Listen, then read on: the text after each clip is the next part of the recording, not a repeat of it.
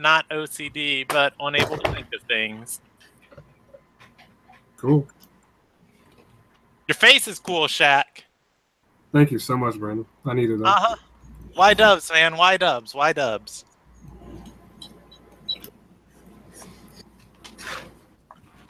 All right. Oh, hey, we're live. I forgot. My B. Anyways, welcome to the Ilderon Tales. Welcome to Shaky Webcam. That's all this episode's going to be. Just 3 hours of me just shaking my webcam back and forth. No, I'm kidding. Welcome to the Ilderon Tales. This is Group 3, Sanguine Light. We have Allison playing Eve, Ben playing Zai, Sam playing Arabella, Shaq playing Acthou, and Tim playing Torque, aka Maximum Torque. Why you say Torque all cool and stuff? Oh, okay. Well, I mean, because he's a fucking badass, man. He is. No, he's not. He's a tattletale. Yeah, and he's probably about to tattletale again. Torque. Oh yeah. What if I have something to say about that? Torque is a tool, and take my long sword and shove it. Torque is a tool in the best sense of the word. He is the hammer that builds the house. Allison had the best status about Torque this week. Wait, I saved it because I was going to use it in my journal entry. Like after you brought it up. Wait, read it because I don't know what it was. If you are so committed to being perfectly lawful that you cannot see the value of breaking a law to defend yourself or others, you're not good. Break the law? That's fucking heresy. Murder at the stake. Lost Aki. That's not lawful. That's chaotic. That's the whole point of that's the whole point of being lawful. You can't see the value of breaking a law to defend yourself or others. You're not good. You're obedient.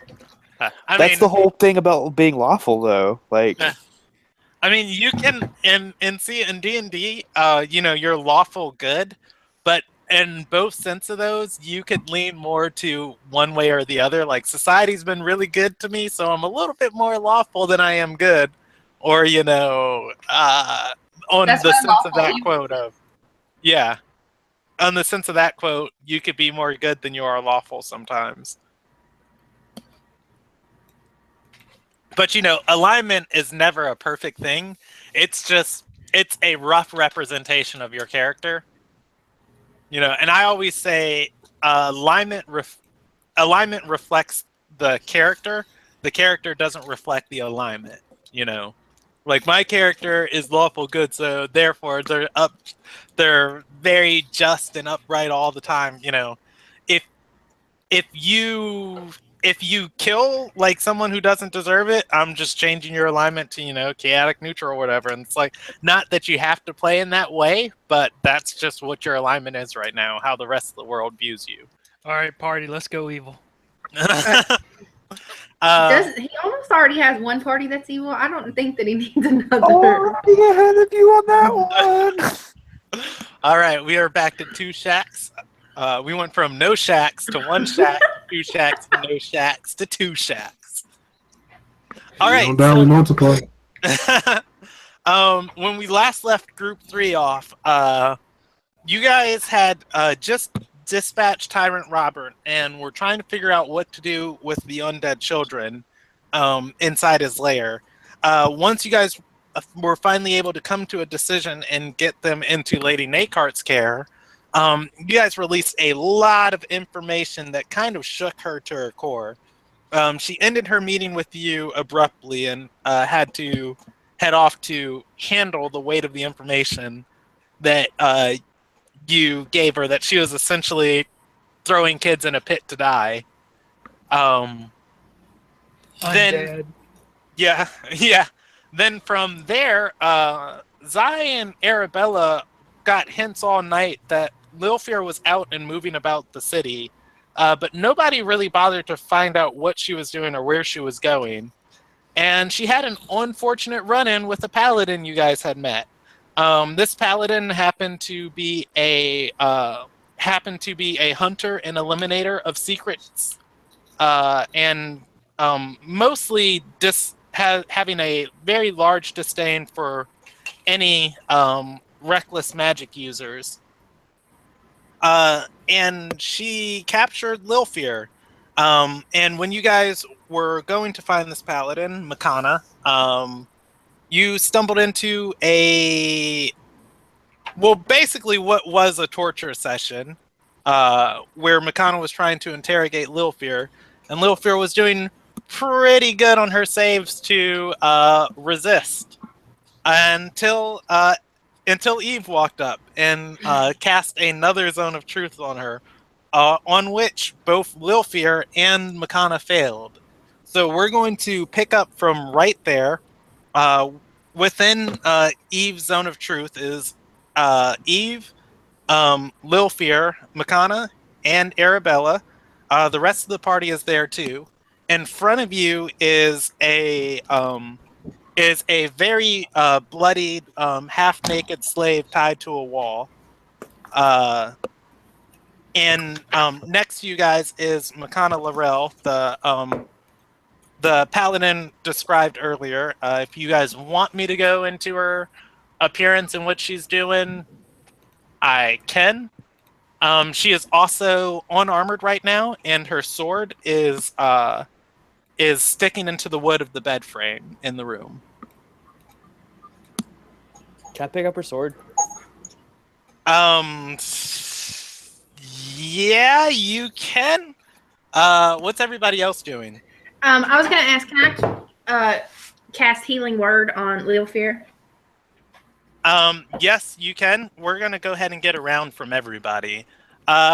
What's Akthau and Torque doing right now? I'm gonna lay hands on myself. Okay. I'm just observing. All right. And I assume Evelyn's probably going to want to ask Lilfear a question. Yes. Well, she's gonna set a ground roll first, saying she's gonna look to both of them, and she's gonna look to the one that's not Lilfear. What's her name again? Makana. Makana.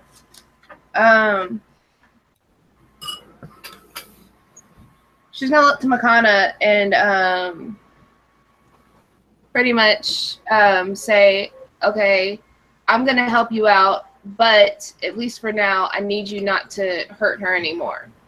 Okay. As you say that, Makana seems distracted and kind of in this one round of everything happening. Zai moves towards Makana's sword to pull it out of the wood of the bed. And as he does, her head shoots like near instantly into Zai's direction.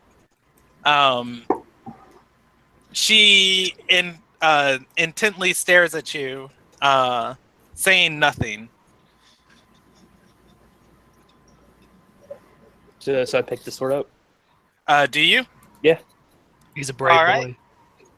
Go ahead and give me a wisdom save. Yep. Hold on. Oof. Oh. Good job. GG. All right. Would you like to be inspired? Hold on. Let me pull. Oh, wait. I'm not sharing my screen. I was like, let me pull this up on another screen so I'm not flashing everything. Yeah. No one wants to see your junk, Brandon. I don't want to see my junk. So I keep it in my pants. Oh, good for you, I guess. Here we go. So yeah, as Zai touches the sword, something invades his senses. He hears a horrible screeching sound in his head, and he hears a horrible screeching sound in his mind, and he takes 11 points of psychic damage. Holy God bless America, Brandon. So how does I react to that? Because that's gonna affect how Arabella reacts to that. Yeah, Arabella's in the middle of casting Healing Word. As this, I haven't cast it yet. Yeah, Makana, as Yeah, how would Zai react to that? Would he keep holding the sword? Yeah, because I is dumb and has a very high pain tolerance. Oh, okay. All right. Makana would say to you, I don't advise that. I was just gonna like glance over at her and not say anything. And start heading towards the back of the room. Holding the sword still? Yeah. All right.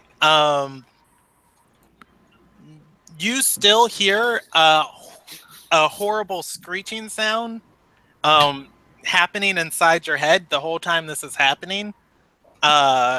It's Makana's words barely come through to you. Like, imagine just being in a subway tunnel, and instead of like the subway train just screeching in on the rails, it's just going full speed with like instead nails driving it along on, and the rails are just chalkboard. Like you just hear this horrible just ringing the whole time you're holding it. Okay. At some point you're gonna have to start rolling Constitution saves to not become disoriented. All right. You want me to roll one right now? We'll do it the next cinematic round. What would Arabella do to this? And that's what I said. It depends on how Zai's acting. Does he act like everything's okay? Does he? Yeah, Zai has an incredibly high pain tolerance, so he's just Give me like, a deception check. Okay. Yeah, I was gonna. Can I roll insight on that because of what Makana said? Hold on. Well, I mean, you'd probably see like Zai wince and then probably just play it off something like, you know, he stubbed his toe or. You said deception? Yeah, you're trying to hide that you just took 11 points of damage. Oh shit! 23? Okay. Arabella thinks he just stubbed his toe. He is totally fine. All right. Go ahead and give me another save, Ben. Two saves. What do you Give want? me one Constitution save to not become disoriented, and then another Wisdom save. Okay. There's your con save. And there's your Wisdom save. God bless America! That's like the only save I'm good at is Wisdom saves. Yeah. The screeching intensifies as this is going on. You take 7, 6 is 13 points of psychic damage. Holy shit! Cool. I'm down, by the way. You're unconscious? Yeah. Arabella's gonna scream, "What the fuck just happened to him?" And she's gonna run over to her brother. Makana walks over to the sword, picks Wait, it up. I thought Makana was like tied up. No, she's not. She's in the zone of truth. Lilfear's tied up. Makana was interrogating her. Makana walks over and picks the sword up out of Zai's grip and plants it back into the wood and says the blade's cursed. Sounds like a dumb thing. Arabella's going to cast Cure Wound on Zai. And she simply leaves it sitting inside the wood. And Eve's going to move just so that she stays within the zone of truth the entire time, keeping both her and Lilfair in the zone of truth. Okay. I mean, she did not lie to you. Yeah. Just saying. All right. So, yeah. I didn't want her to re-roll. Which, if she left it and came back in, she would re-roll. Like her saving throw, right? I think it just lasts. She failed it. I think so. I'll look it up to make sure, but I think it just lasts. Okay. Anybody in the zone at the time of it being casted. By the way, Lilfear is gagged. Okay. So Arabella cast Cure Wounds on Zai, and he gained 18 hit points back. 18? That's a lot. I cast it at a level 2. And then she's gonna walk over to Lilfear and pull the gag out of her mouth and say, "Start talking." she smiles and says, "Hi, how are you?" A lot better than you. Let's get you out of this situation. Tell her what she wants to know, and let's be on our way. She says, "I would very much like to get out of this situation." Eva's gonna kind of shake her head at everything that's just happened, and she's gonna look between the two girls, and she's gonna say, "Okay, now, why are we really down here in this situation?" Lil Fear moves to speak, and as she moves her mouth, no words come out, and she looks kind of surprised as she tries to force herself to speak, and then instead shakes her head and says, "Because that paladin kidnapped me and tied me up down here." What did you deserve to be tied up and kidnapped?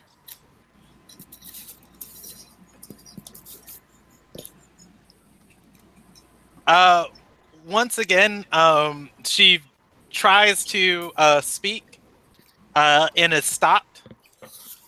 And she says she has a grudge against me. Arabella's going to turn to Makana and be like, so why exactly are you down here? You said she's a member of some order?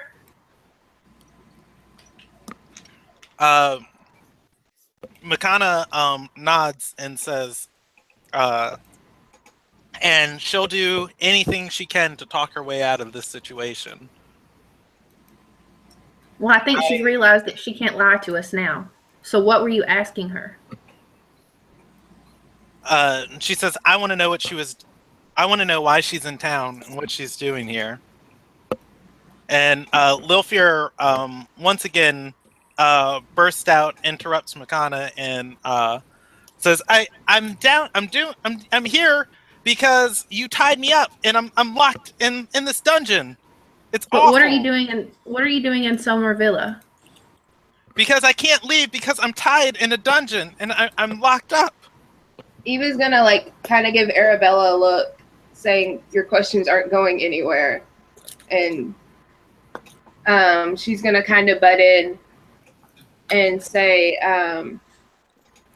she's gonna kind of butt in and she's gonna ask Lil Fear and motion to her stomach is like, so what are those? You point to the 3 dots on her stomach? Yes.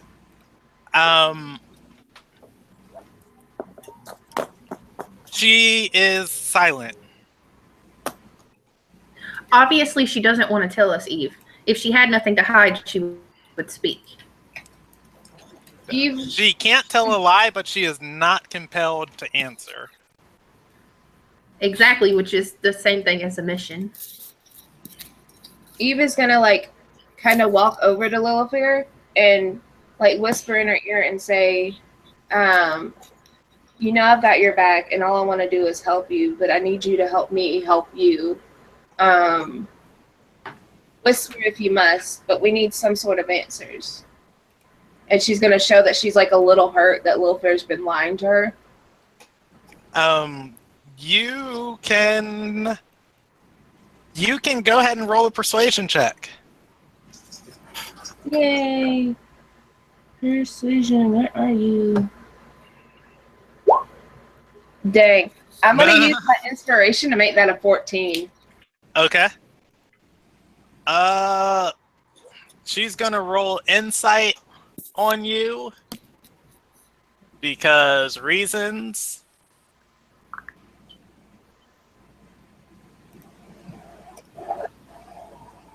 Man, where is she? Oh, there's her character sheet. Might be. Yeah. Shindicky, man. Woo. Yeah. She'll say to that.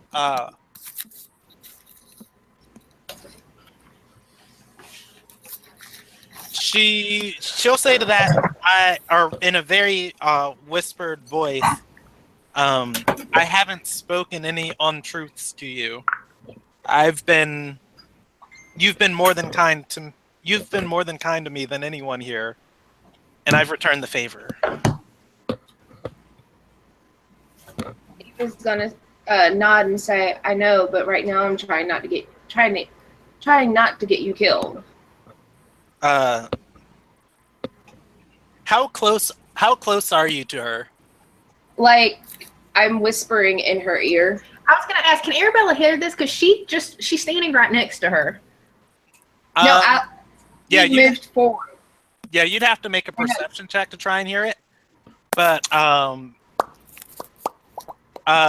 yeah, no. Very, very, very quietly, you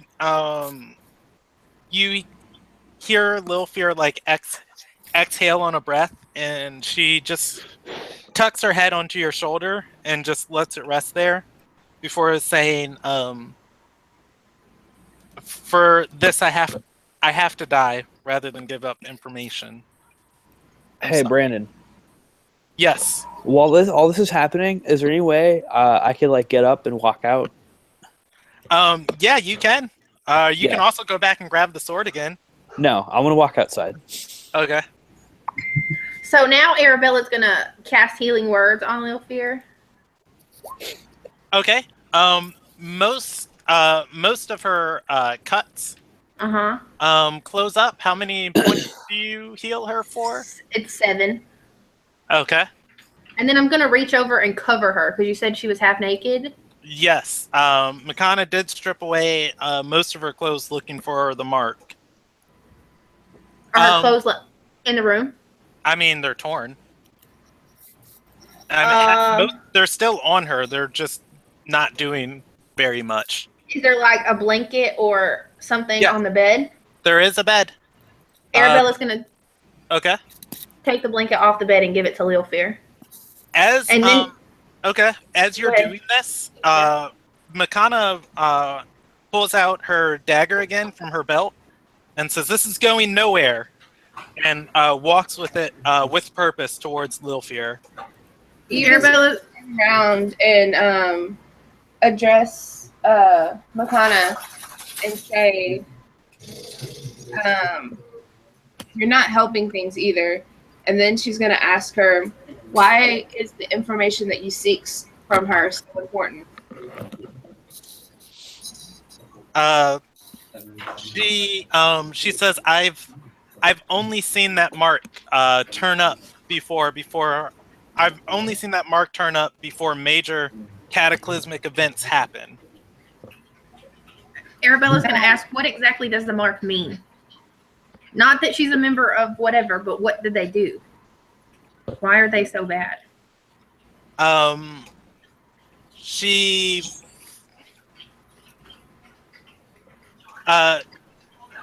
would try and speak. I wonder real quick, let's see. Until on a failed save, okay, yeah, she would just lash out and say, "They're evil. They're wherever destruction is, they are also." Eva's gonna butt in and say, "True, but I have ran into her in many a city that has not had these great horrible events happen. I have simply just performed with her before, so it doesn't mean necessarily anything is coming soon."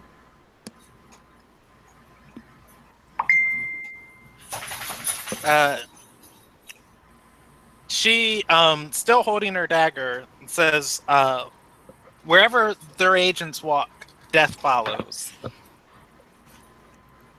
And I'm not going to sit around and try and pick up the shambles after another one of their schemes unfolds climactically. I'd rather head it off at the start. You can't kill someone before they've done something wrong. It's just not. Makana is walking past both Eve and Arabella, and she says, "I have no intentions of killing her." Like towards Lilfear, Yes. Arabella would put herself in Makana's way. Okay. Again, can I roll insight? Can you roll what? Insight. Yes. Into what she said about them like being evil, and then what she said about not wanting to kill her. Okay. Go ahead. All right. So, you know she can't deliberately speak a lie. As far as the evil statement, that seems like a pretty heavy-handed view of the world. If she said it, either she believes it, or it's either she believes it's true or it is true. And as far as the no intentions of killing her, once again, she can't deliberately lie to you. So on that read, you feel a sense of earnestness from her. If anything, that's what you pick up on that check. Just an overwhelming sense of just earnestness. All right. Oh, I was mainly trying to see if she meant like she didn't intend to kill her, but if she happened to die, then oh well, kind of thing.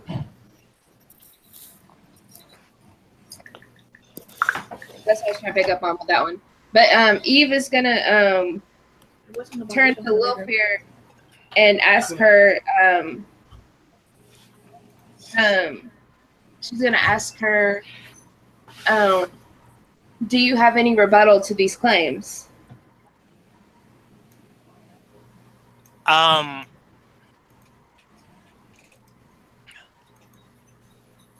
Lilfear would I'm still here. I'm just getting up. man, I'm trying to say it without her lying. yeah.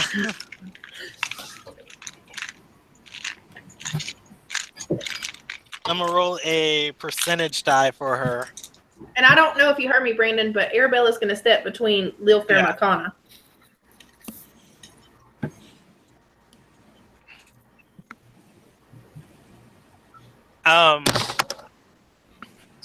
Lilfear would simply say, we do the same thing as the paladin. We're just better at it. Then she'd spit towards Makana. What exactly do you do? Arabella's going to say this kind of like glancing at Makana and then back at Lilfear and then back at Makana and then back at Lilfear.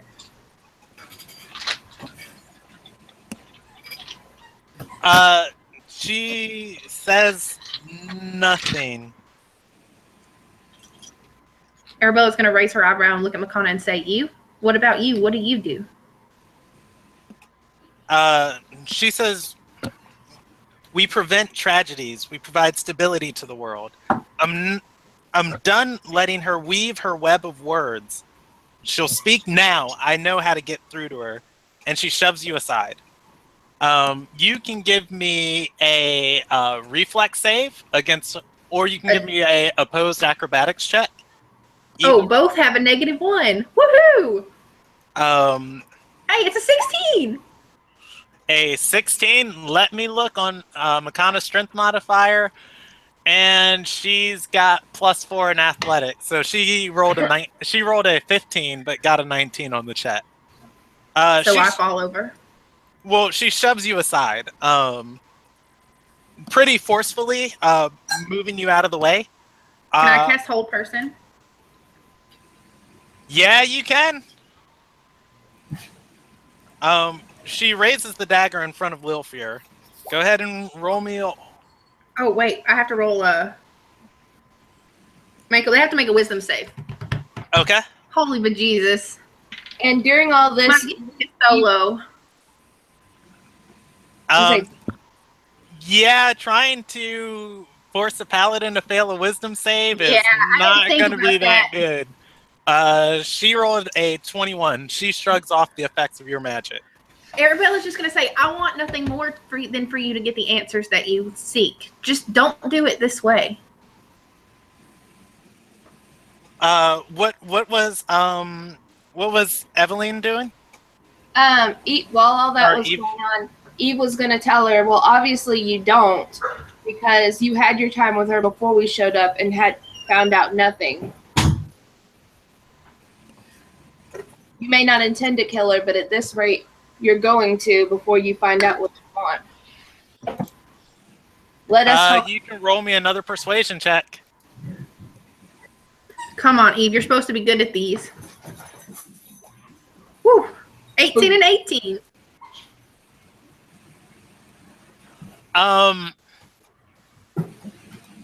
Makana looks at you, grits her teeth, and says, "You better start helping soon, then." I don't think this is sanctioned by the authorities. I need to go to the cops.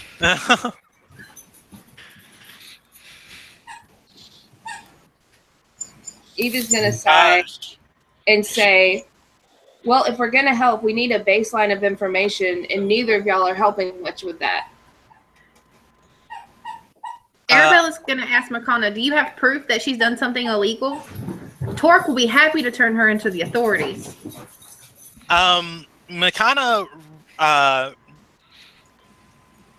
rips off And the Eve blanket, not ripping it, but kind of, like how you Tossing it would, aside. yeah, and points at the mark that was clearly earlier pulsating arcane energy from Lilfear's waist. Oh wow, she's got a cool tattoo. So what? I was going to say, if Eve could have corrected Arabella in adding on to it, saying the proper authorities. That Lilfear would join in the chorus and would say, "Yeah, this is." She said what? She said, "Yeah, this is," and then she stopped speaking. Arabella's going to look to Lilfear and say, so have you done something illegal? Recently. And if Evil add-on. If you can't say no, then that means yes. She'll answer Arabella's question and say, in my line of work, I sometimes have to do lots of illegal things.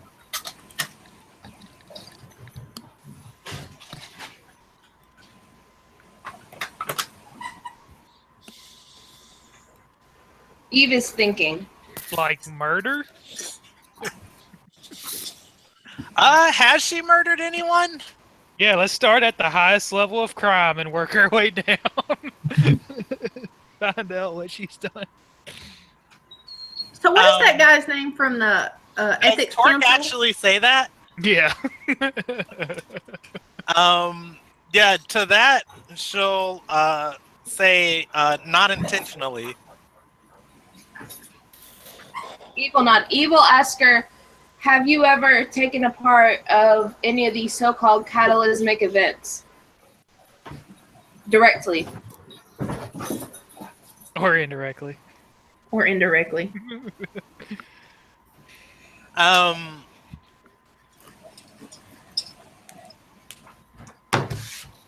She shakes her head. Eve is going to say, I need you to speak it. Good catch on that, by the way.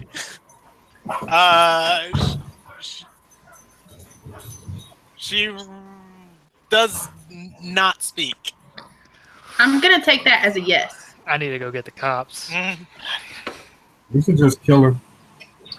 Hold on. I don't think that we should kill her. We have no proof of her wrongdoing. I just feel like Torque might be right. We just did.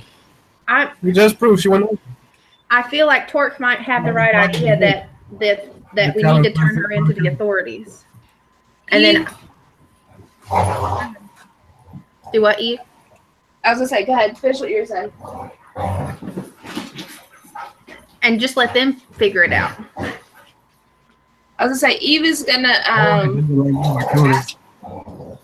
Will Fear, if you ever wanted to justify your actions, now would be the time to try and do so.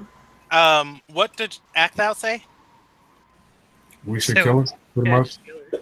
Oh, I thought he addressed Makana. Oh, no. Makana, at the statement of killing her, Makana shakes her head and says, if we kill her, we lose all the leads she has and her networks and all the lies she's weaved. Arabella's going to say, Makana, I just don't think you're going to get out of her what you need to get out of her. I think she might if she is able to use her method. Obviously, her methods didn't work, or she would have gotten her answers before we got here. Makana, She's made. yeah, Makana says, I didn't have very much time to work. Look, we're not torturing anybody in the sex dungeon. I have to agree with Torque on this one. We don't agree very often.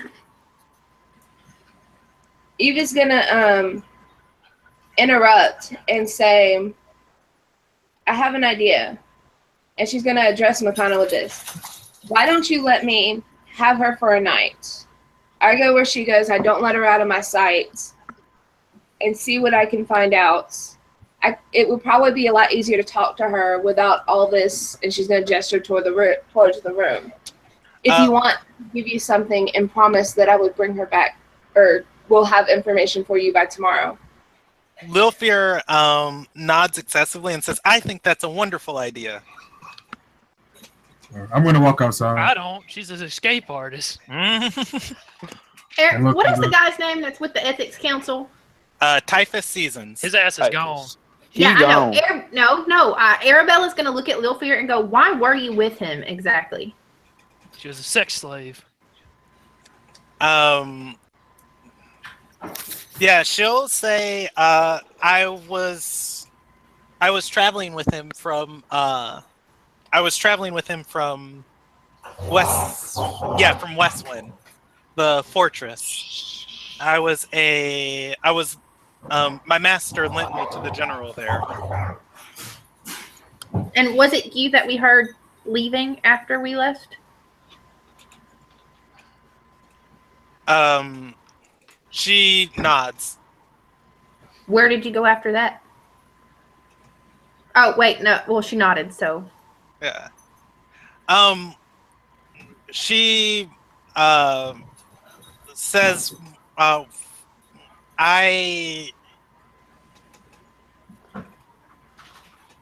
and trails off.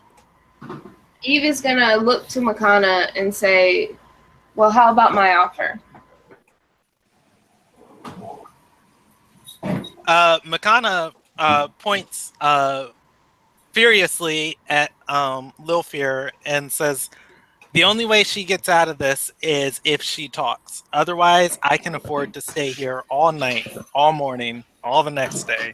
You had that much gold? This place is expensive. Yeah, she looks at you and rolls her eyes and says, resources are not an issue.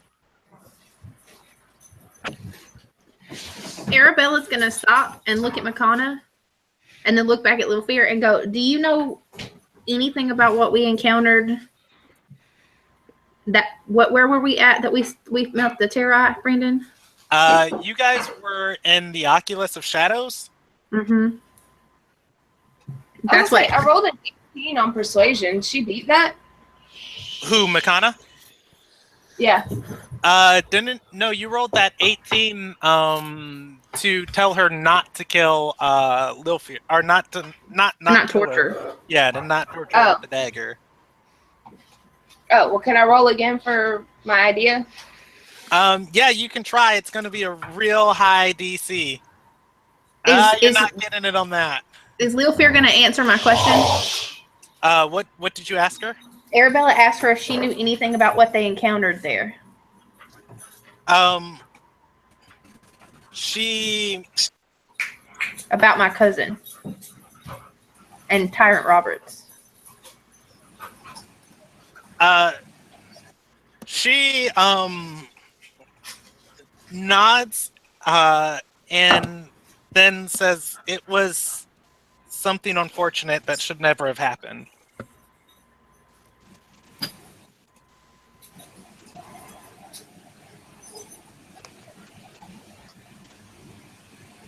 When did you find out about it?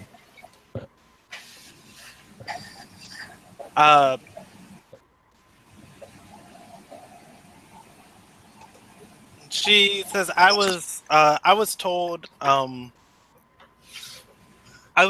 the day Tyrant Robert escaped from Lady Nakart. However, we were informed by her estate that she was handling the situation.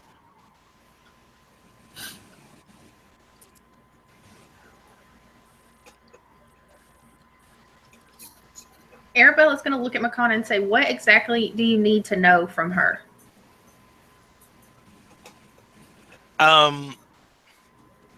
She says, I don't know exactly what I need to know. I don't know what I need to know, but I know she's here, and she's not here for no reason. Eve will look to Lilfair and ask, do you have any real purpose of being in the city, or is it maybe just a pit stop on the way to somewhere else?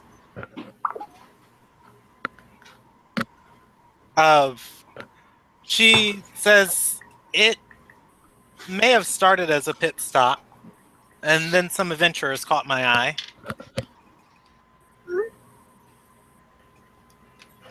Eva's gonna kind of smile. That wouldn't happen to be us, would it?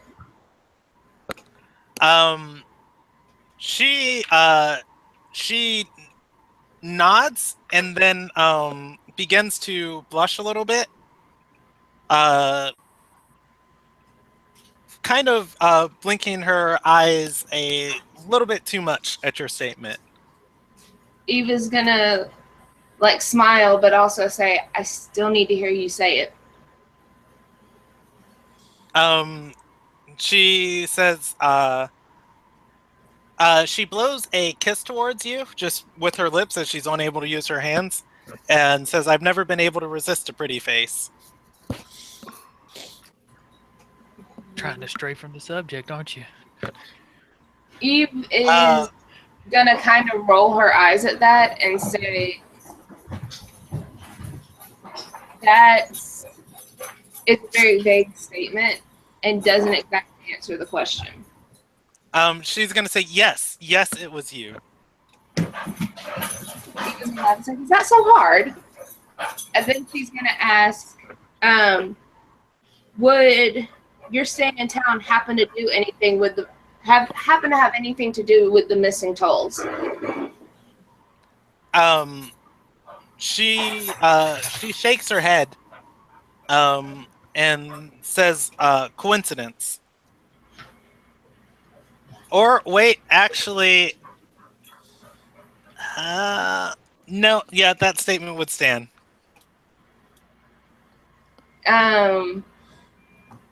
Coincidence how?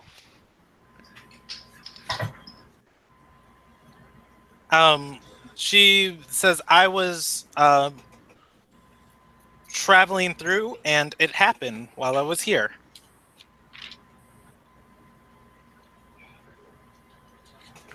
Eva's gonna say, before you go on, what's Zai doing outside the door with Actao? Oh, well, before Acta walks out, I'm going to cast Mask of Many Faces on myself. Okay. And I'm going to show you what my disguise looks like. I'll just link it to that. So that's what Zaya looks like right now. Did you post it? And okay, yeah, I see it. The Roll20 chat. Oh no! Don't open it there. Open it in a new tab. That's my new Okay. character.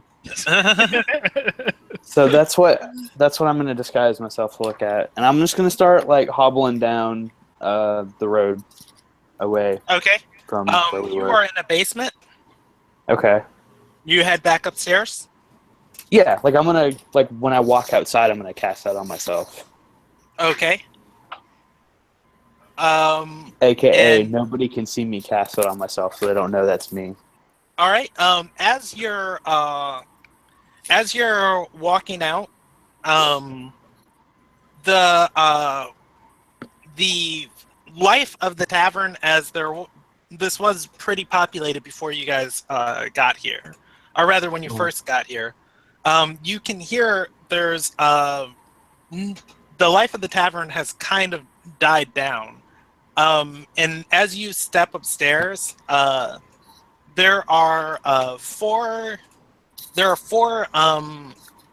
figures in red and silver robes. They're the only ones inside the tavern right now. They're talking amongst themselves. Okay. They notice you coming up the stairs. What do you want to do? Just walk out of the tavern. All right. As you move to,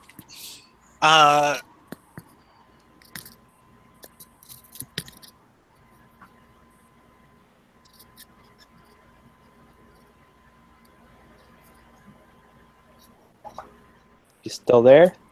yeah, I am here. I was just reading what this does, because that is not the spell they're going to cast on you. They're going to cast one.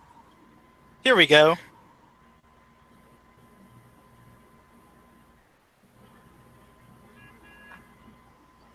Okay. Yeah. As you move to walk by them, they one of them begins casting his or waving his hands towards you. You hear the casting of a spell. Okay. I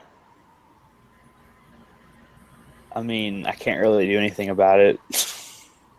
All right. I mean, in the time where I'm pausing at, you have time to do an action. But yeah, he casts a spell on you. Go ahead and give me a Constitution save. Oh shoot! Alrighty.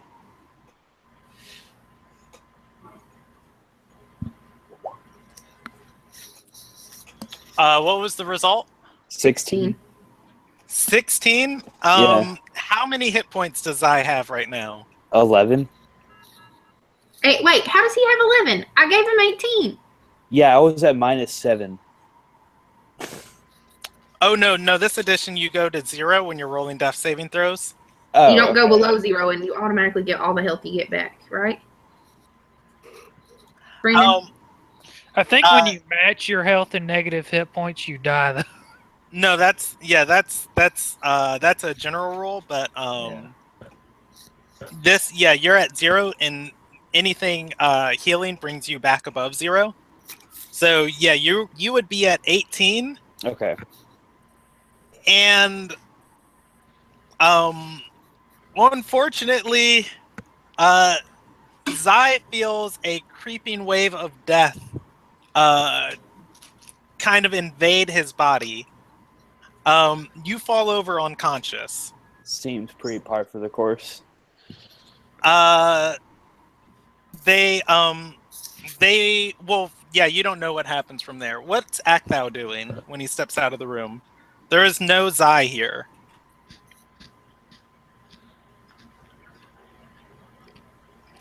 Is Shaq still there? Oh, Shaq is not there.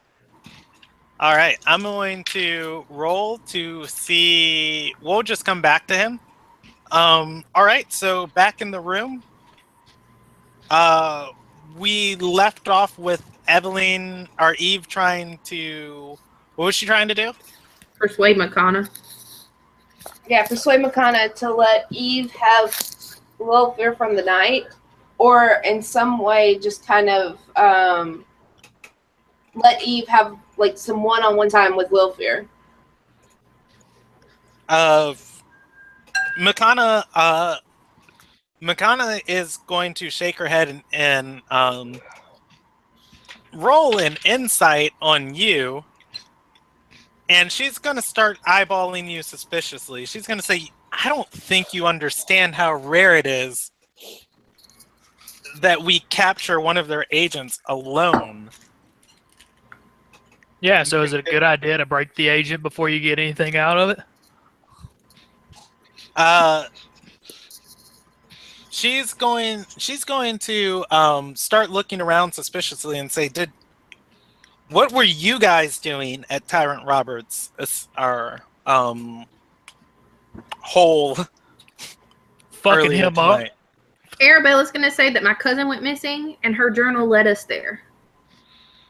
And Eve is going to also add, how would we know how rare it is if we just found out this society existed 20 minutes ago? Makana would inspect you guys for a moment, kind of gripping her dagger in a stance ready to defend herself, before relaxing and say, strange coincidences are happening. Oh, really? Eve is going to nod and add to it.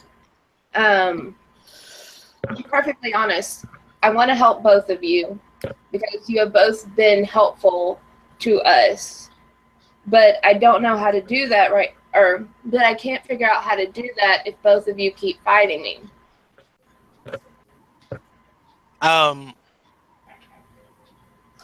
Yeah, Makana would hold the dagger and say, you don't need to help both of us. You only need to help the one who's trying to help you. Eve is going to shake her head and say, I don't know that because neither of you have given me proof that you're on the right side. All you've done is told me the bad things about the other or told me nothing at all. Makana is going to get in your face and say, when I struck you down and I realized it was the wrong thing to do, I picked you back up off of the floor. Yes, that makes you a decent human being. But I've also seen Lilfir do things towards the same. Yeah, Lilfir to that would say, she'd say, yeah, I'm a Eve is going to cut her off to where you almost don't notice what she says and say, I'm not saying either of you are perfect. You both are going to have your flaws. But I'm not saying neither of you aren't worth helping either. I'm going to need more information from somebody if you want me to choose a side.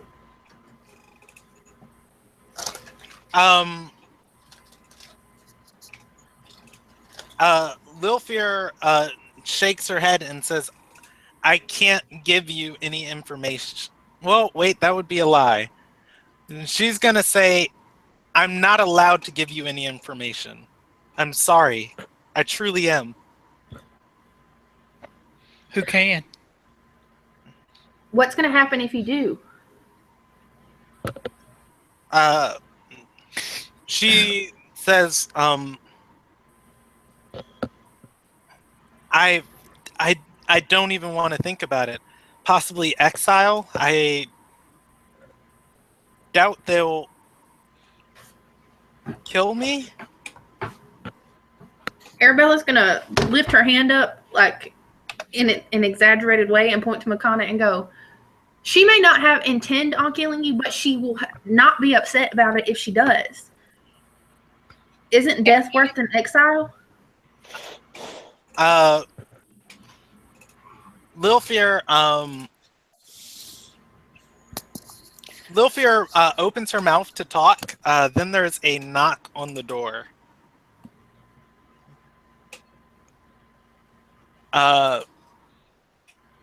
Makana looks around and says, Are you expecting someone? Arabella's going to say no. It was my understanding that the room was reserved for the entire night.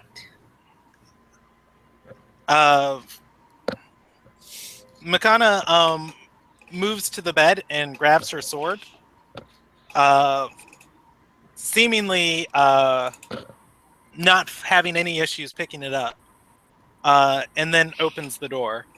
There's one figure in a tall red and silver robe standing there. His face is obscured by his robe. Eve would have tried to have stopped her from doing that, but saying that she was doing it anyway, she just kind of like steps to hide Lilfair from the guest sight. The person walks into the room and Makana just kind of steps aside at the brazenness, just kind of staring at him.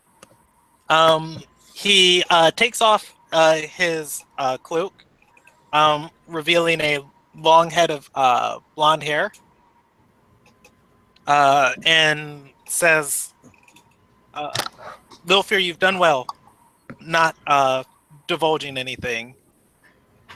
He looks to Makana and says, now if you don't mind, I'll take her off your hands. Makana says, who are you? The man begins moving his hands in a way that magic users recognize as a spell.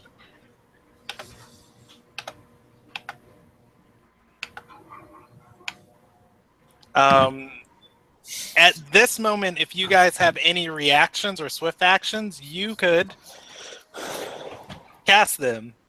Or Can I cast Hold Person again? Can that be a reaction? It can't be a reaction, but I'll let you start casting it as he's stepping into the room. Okay. That's what I would do. Okay. Remember, you're still working off your spell slots from last session. I'm aware. Okay. What is your save? What? How do I figure that out? It's going to be 8 plus your proficiency die plus your casting modifier. It's going to be 13 because I'm a baby cleric. 13. I'm a baby cleric. He rolled a 14. Damn it. That's his final roll. You could have got him. Eve is gonna stay her ground between the two. Arabella's gonna shout and go, "What are you doing?"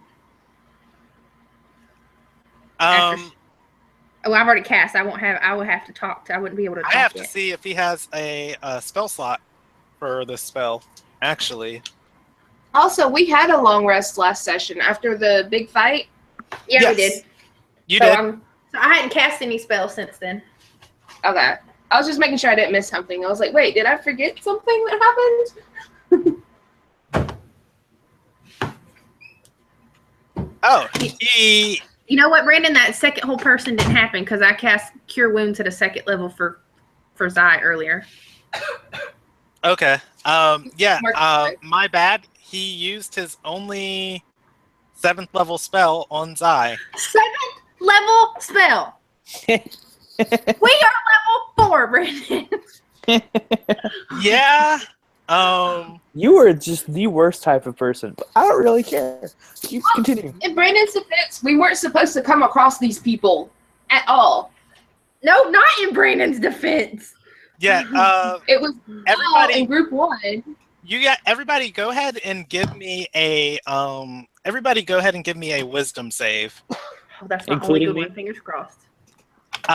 No, Zai is not in that room. 6. Yeah, I got okay. 6. I figured. I rolled a natural 1. A natural 1. Rip. Yes. Torque, go ahead and give me a wisdom save. I did Oh, what did Torque get? 14. 14. 14. Go away, Chris Brown. Don't even laugh at me. This is not even funny. So Oh, wait, yeah, Eve is also everybody gonna failed? No, I got a 19. Okay, Eve got a 19. Yeah, and Eve is also going to take this split second to award, like after this save, she's going to award Arabella Bardic Inspiration. Okay. Let me look at his save because he's not even supposed to be someone you guys talk to now. Brandon, this is so wrong. I have to ask the question though: is he attractive? Actually, I didn't roll an appearance for him. He would look somewhat. He would actually look somewhat bland as he's trying to blend in. He has the spell slots to alter his appearance. Oh, okay. His save is 18. So Eve's the only one that makes it. So Eve is the only one that makes it. Paladin and a cleric fail, but the bard makes it on a wisdom save. Yeah. Right, where I have no modifiers at all. I'm just saying. I rolled a nat 1.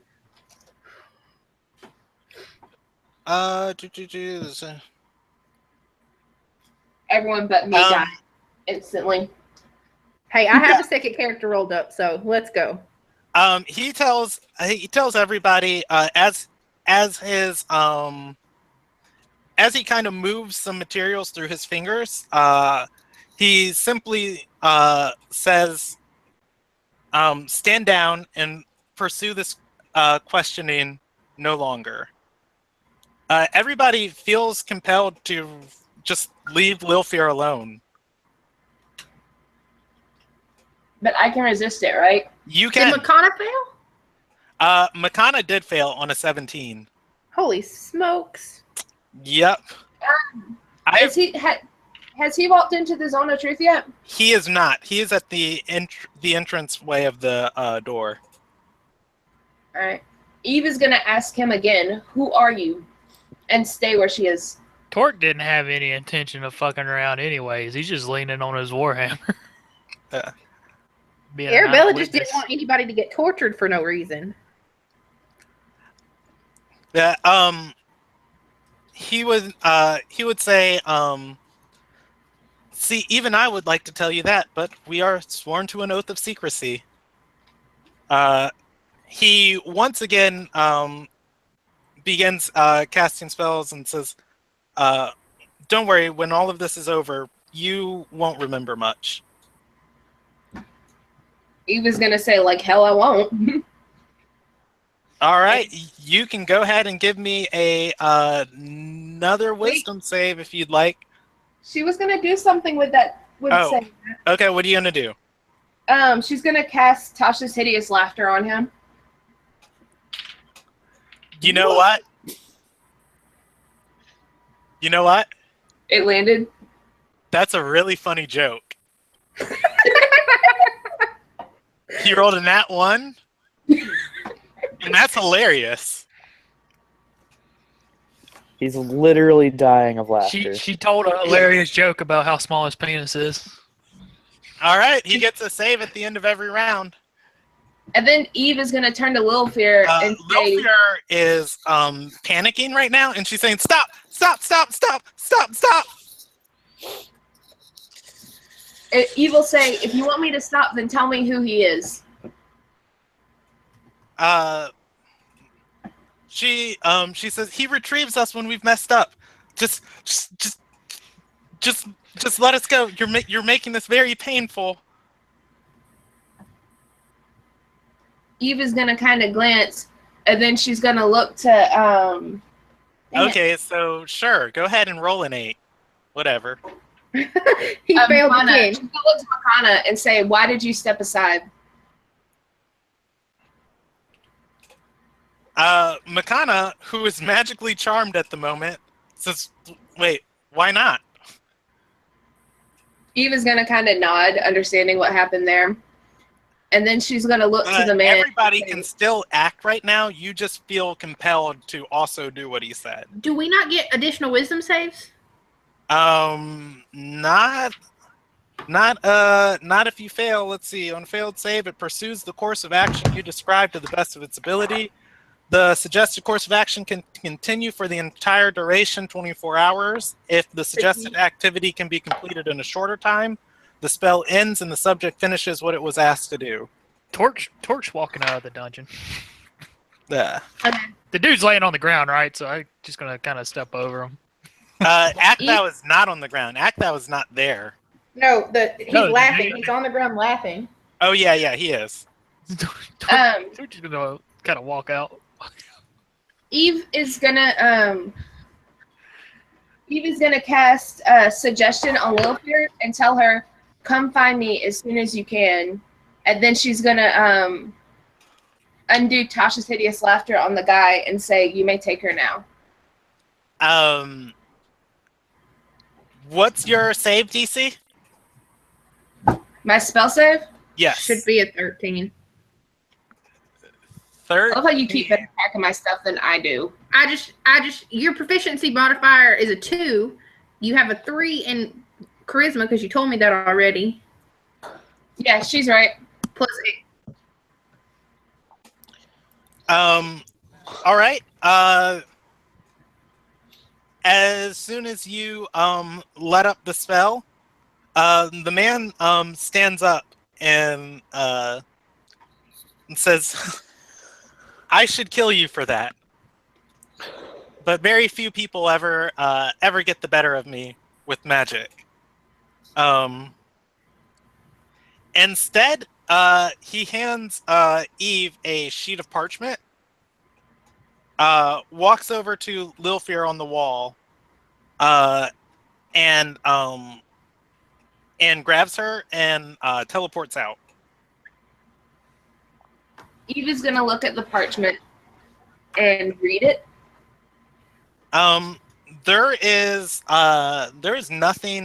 There's nothing on it.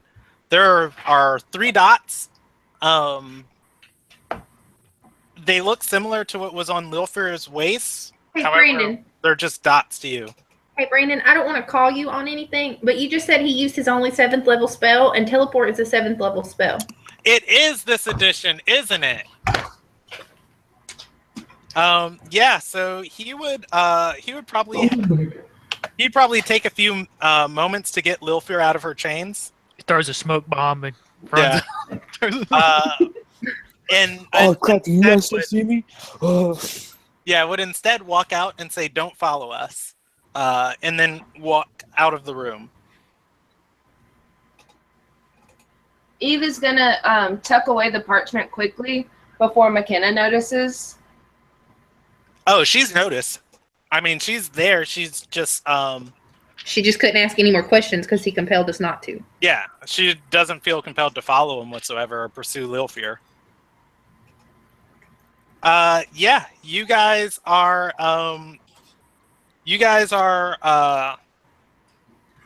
in the room. There you go. Eve is just gonna sigh and kind of facepalm at the whole situation Hey, and be like, "Oh, that happened." I'm gonna walk up to the barkeep or the tavern keep or whatever. Oh yeah, Torque walked out. Yeah. So So it's just Arabella and McKenna. walking out, Torque notices as he's walking up the stairs, where there was once a lot of life left in this bar, there are 3 figures that look similar to the man who just walked in downstairs. Red robes, or red and silver robes. One seems intent and concentrating on some sort of spell. The other 2 are dragging bodies and placing them in chairs. All of these bodies seem unconscious. Can Eve roll a history check on whether or not she recognizes the robes or she's seen them like robes like that before? You can. Arabella's going to look at Makana and go, "What now?" Here you go. Um, Never mind. Makana shrugs and says, "I guess she got away. We probably shouldn't pursue her." Arabella's gonna say, I got you a meeting with Lady Nakart. Makana perks up at that and says, "Really? Well, that would just be lovely to have to convince her over to our side." Eva's gonna ask her, say, so what exactly is your side? You still haven't made that clear. Makana would look very confused at that and say, "I don't know how to be more clear. I hunt down people like Tyrant Robert. I stop the atrocities that he seeks to commit." Then what does that have to do with Lilfear, and what kind of disasters were you talking about with them? She says, "Look, I travel the world. I work in every nation I can. I help anyone who needs it. Which in turn puts me into a lot of dangerous situations. And the more I find myself in these situations, when I pay attention, I also see agents like her more than once on one occasion. At first I thought it was a coincidence, but it's happened far too often to be one." Eva's gonna nod and say, thank you for taking the time to explain that. And also know that I meant nothing against you with what I was saying earlier. I just could see goodness in both of you, and it was causing me troubles. So what's Torque do when he walks on this scene, by the way? Walks behind the bar and make himself a drink. Okay. They see you, and they say, "Should we?" Or one asks the one who's concentrating on the spell and says, "We've got another one." No, y'all got what y'all came for. It's cool. Just keep making a drink. Yeah. Walking upstairs, the man walking with Lilfear behind him says he's charmed. Don't worry about him. They nod as Torque is making himself a drink. Torque notices them dragging Zai's body. Oh wow, that sucks. Oh my god! Yeah. I'm charmed, man. I'm not doing anything against them. Yeah, they place Zai in a chair with some other people who Torque does not recognize, sitting at a table. I thought I had cast Mask of Many Faces on myself. Oh yeah, I wouldn't notice. No, you were going to cast that outside. These guys Never made made it it. inside the tavern. Fair enough. Yeah, they prop Zai up in a chair. Once this whole scene has been arranged, Torque is able to see one of the men casting another spell, and as he begins his incantation, the other three leave. A few rays of light leave his mouth and shoot to each person in the room. As they all spring back to consciousness. And after such... Torch scaries from around the bar. Yeah, after To such... make it look like you were sitting at the bar. Yeah, everybody kind of everybody's kind of there and a little shaken. The man simply turns and walks out. Zai has full memory of what happened to him.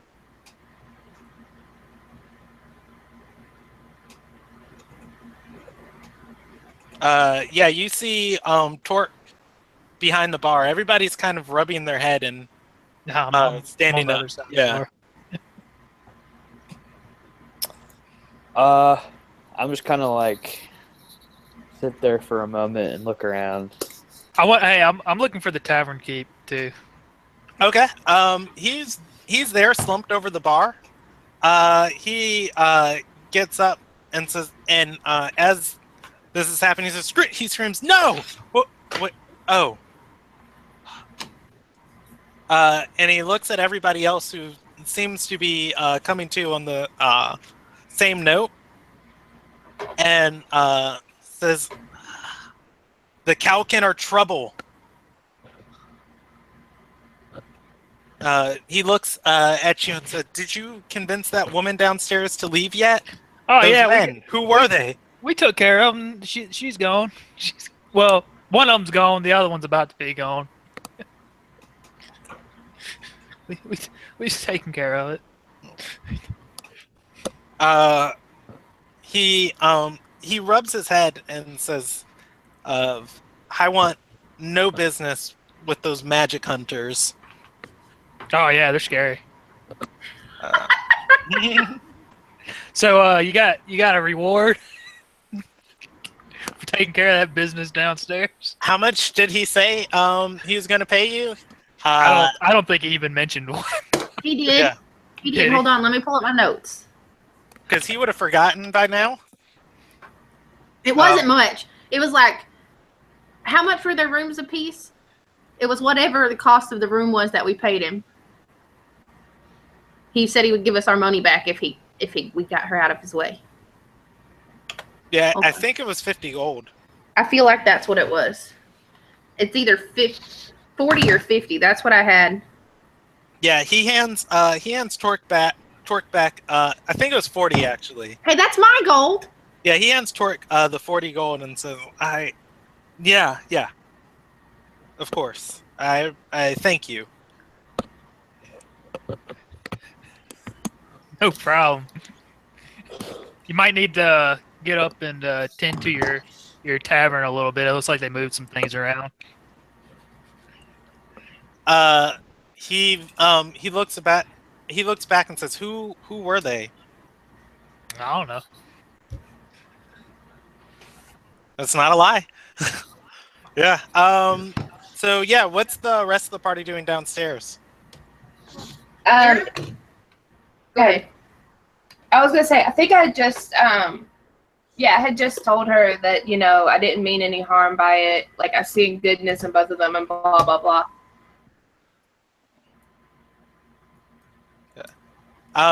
Yeah, she would say to that, well, that's good, but I don't aim for goodness.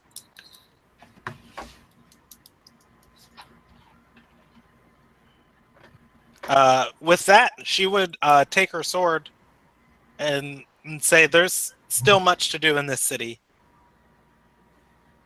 You will say, may we meet again under better pretenses next time. She nods. Arabella will ask, is there anything I can do to assist you? She says, when is the meeting with Lady Nakehart? Did she give us a time, Brandon? I don't think she did. I think she told you to go through her steward. Arabella will just say, a specific time wasn't given because I knew I had to find you. If you would like to go with me back to her estate.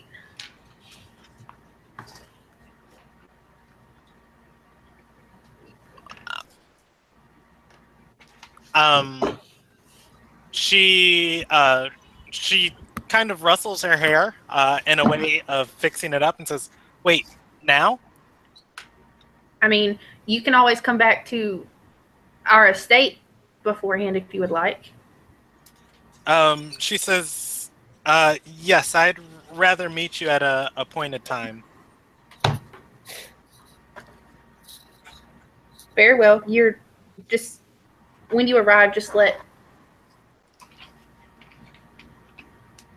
someone know and I will meet you at the estate.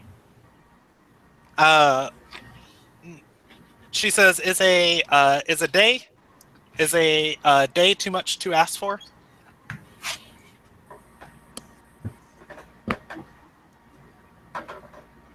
Arabella will just say, you probably just want to make it as quick as possible before she changes her mind. She nods and says, very well. In the morning we will go then. I will see you then. All right. Makana leaves. Arabella's going to follow. Okay.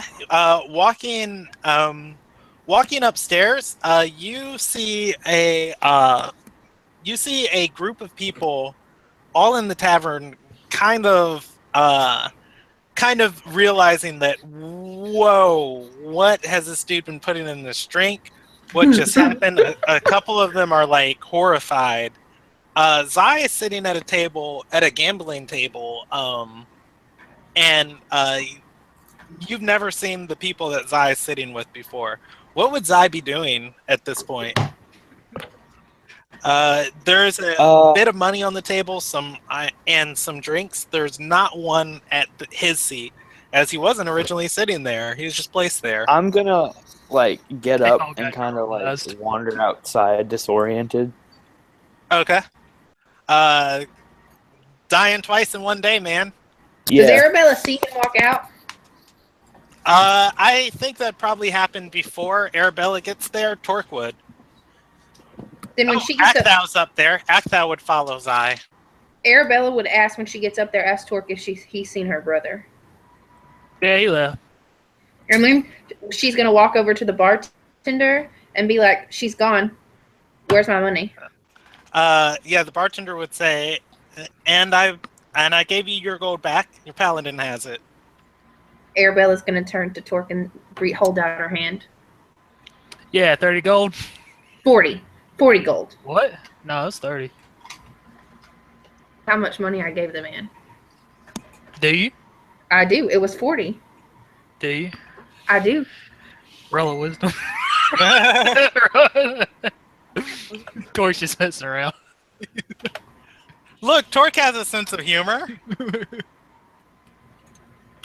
Yeah, so it was 40, right? Yeah. Yes. Arabella's just gonna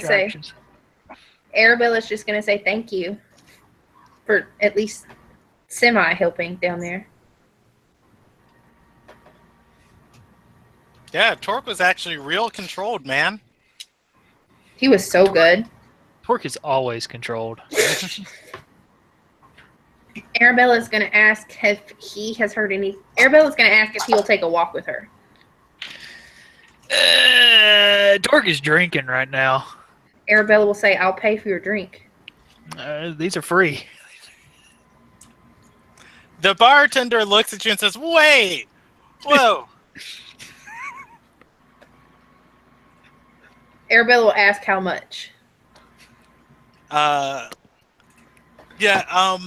Torque would have the option to grab between a silver goblet or a metal mug. Which would you choose? The mug. Okay. Yeah, the bartender would just say 5 silver. Nah, these are free.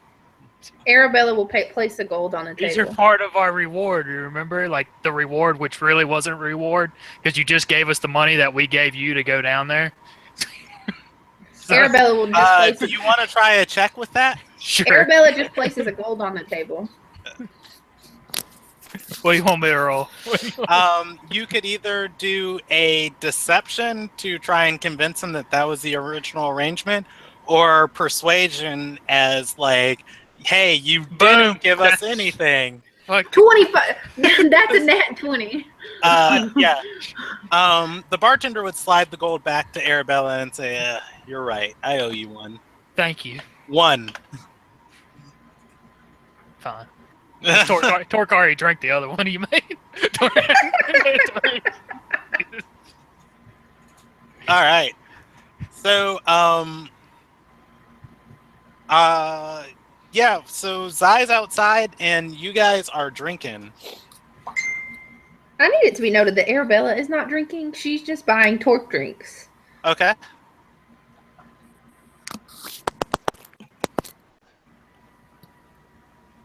What's Eve doing? She would probably buy Eve a drink too. Yeah. Eve would just sit at the bar and take the parchment back out, and I wanted to roll insight to see if I noticed anything else about the parchment. Like, she'll be holding it up in the light and just trying to expect it for anything. Okay.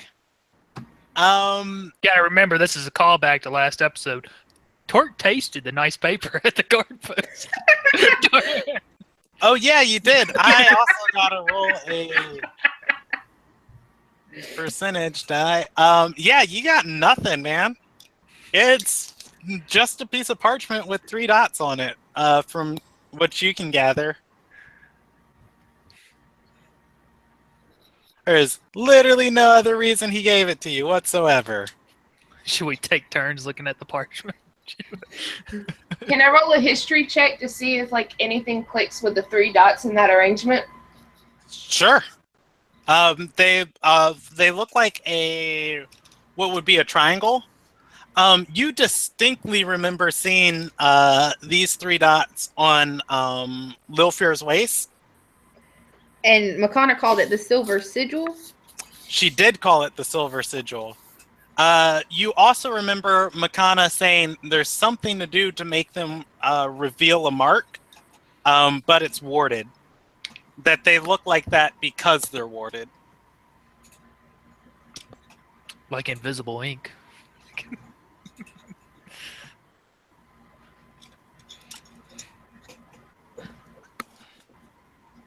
Actually, you're making me look up a spell this edition because they had cheaty cheat things in 4th edition called rituals, which they merged half of them as spells this edition, and You still have rituals though in 5. yeah, they turned some spells can be cast as a ritual, whereas some things were only rituals. And So how does it work if you cast it as a ritual?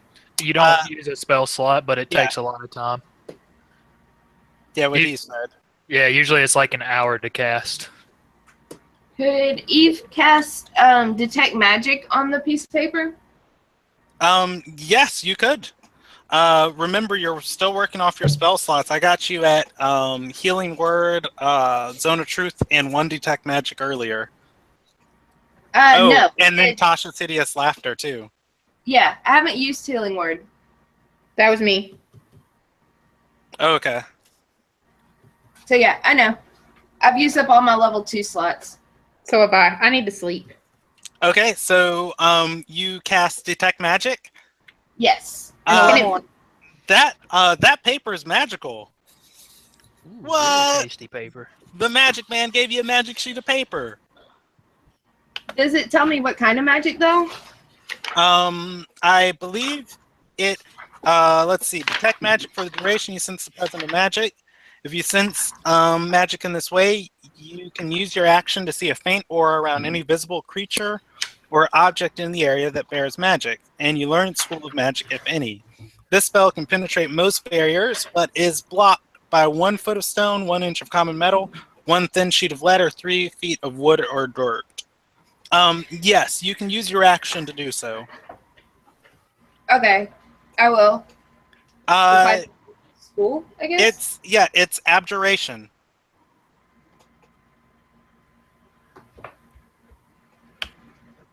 So what does that mean exactly? Abjuration would be like warding things. Barriers.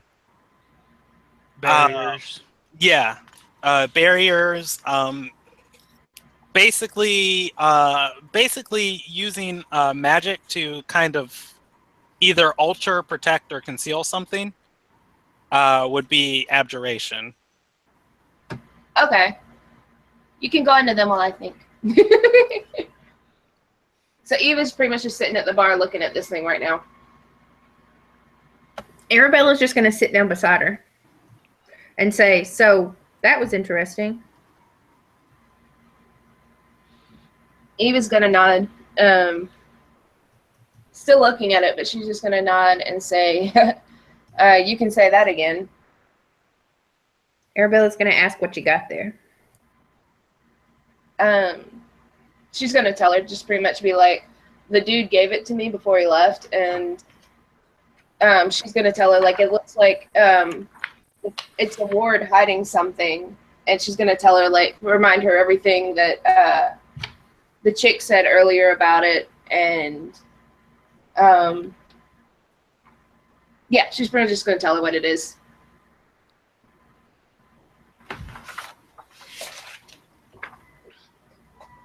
Let me think of that. I want to look at something real quick. Hold on. Arabella's going to ask Eve, want to help me look up some information on this silver sigil? Eve will nod and say, sure, as soon as we finish our drinks. I think we both need a second to calm down. Arabella said, how about your drinks on me? And Eve will nod and say, she's going to lift her hand to the barkeep and say, can I get 2 over here, please? The good stuff. Oh, I'm sorry, Allison. It is, this edition, it is Illusion. illusion is what's cast on it? The school of magic is an illusion spell. Would I know the kind of spell that you would use to do something like this? You can roll an Arcana check on it. Ooh, yeah, let's do that.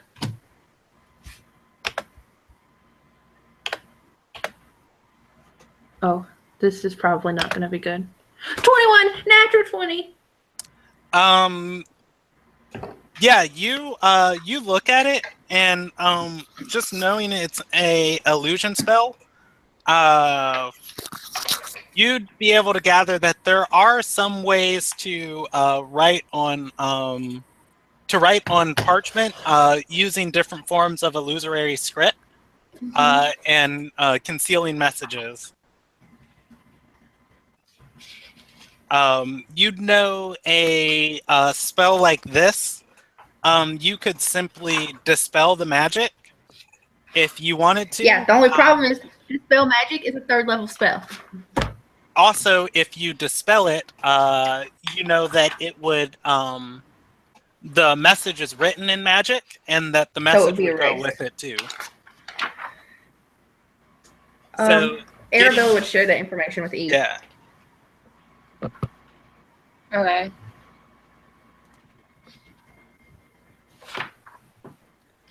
You'd also know if you had access to True Seeing, you could see through a hidden message. What level spell is that? It's like ridiculously high, isn't it? It is. It's like a 5th level spell, I believe. Holy sweet baby Jesus. It's actually a 6th level spell. Jeez. Yeah, I mean, he's not going to just hand you a sheet of paper and it's like, hey, here's how to find me. Just take a left down there and here's a magical puzzle. And if you gotta figure it out. You'd be able to kind of gather this, that he kind of showed a little bit of respect to Eve. But hey, if you figure this out, I'm not going to kill you if you find me. Eve is gonna. Oh, Eve. I'm assuming Arabella tells Eve this. Yeah. Eve is gonna say, knowing that the spell is like higher than they can get. Do you think there's anyone in town that we can hire to get spell for us? Arabella said, possibly, but do you think you would be endangering somebody else? Do we really want to take that risk? Eve is gonna nod and say, true. And then she's going to tell Arabella, I think I might just put a pin in this for now. Read up on them, but put a pin in this. Maybe Lilfair can answer some questions later.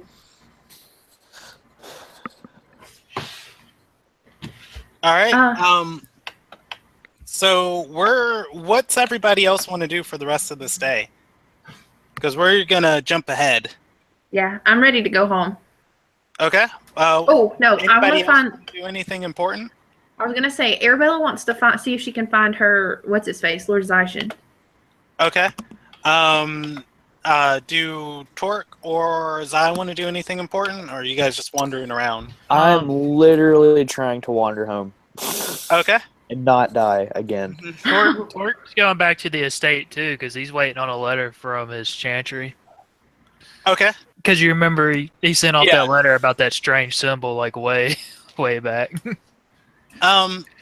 Lord Zyshin is actually not in town. Wait, what? Correct. Yeah, he's you talked to his servants. He is currently out of town for something. Arabella will just leave a message to have him seek her out when he returns. Okay. All right, so we're going to jump ahead. It is the 25th. This day, you guys. Oh yeah, Makana did say she would come to your guys' estate so she can meet up with Lady Nakart. Mm-hmm. I believe you guys don't have any other active quests. So You have our levels in effect now, right? yes, it is. You get hit die equal to your level, yeah. right? So I'll Yes. have 4. Lilfear did not come back to the estate last night. Who cares? She will when she can. Did your spell succeed? Don't you know if your spell succeeds or not? It did succeed.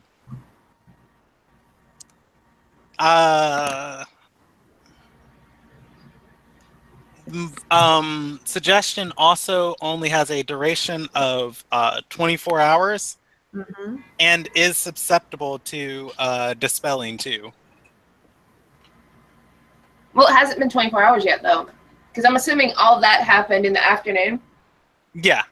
It hasn't been 24 hours, which it would be pretty easy to put 1 and 1 together, and her know she's been charmed. But wouldn't she want to come see me anyway? Yes, maybe, but also too, she'd be in the presence of someone who has access to 7th level spells. And we're gonna not talk about that. Yeah, so they'd presumably have access to dispelling too. True. You will not be that worried because she knows that when she can, she will find him. Yeah, I'm just saying, don't take it personally. Yeah, she's not.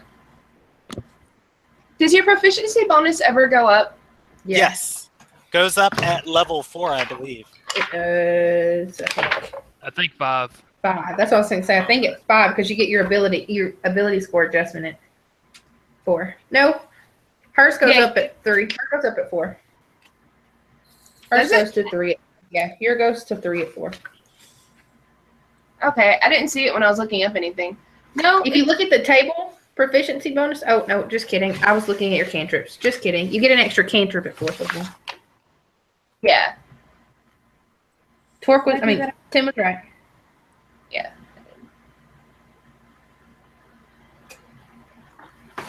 I was looking at the table all wrong. Alrighty. So what now?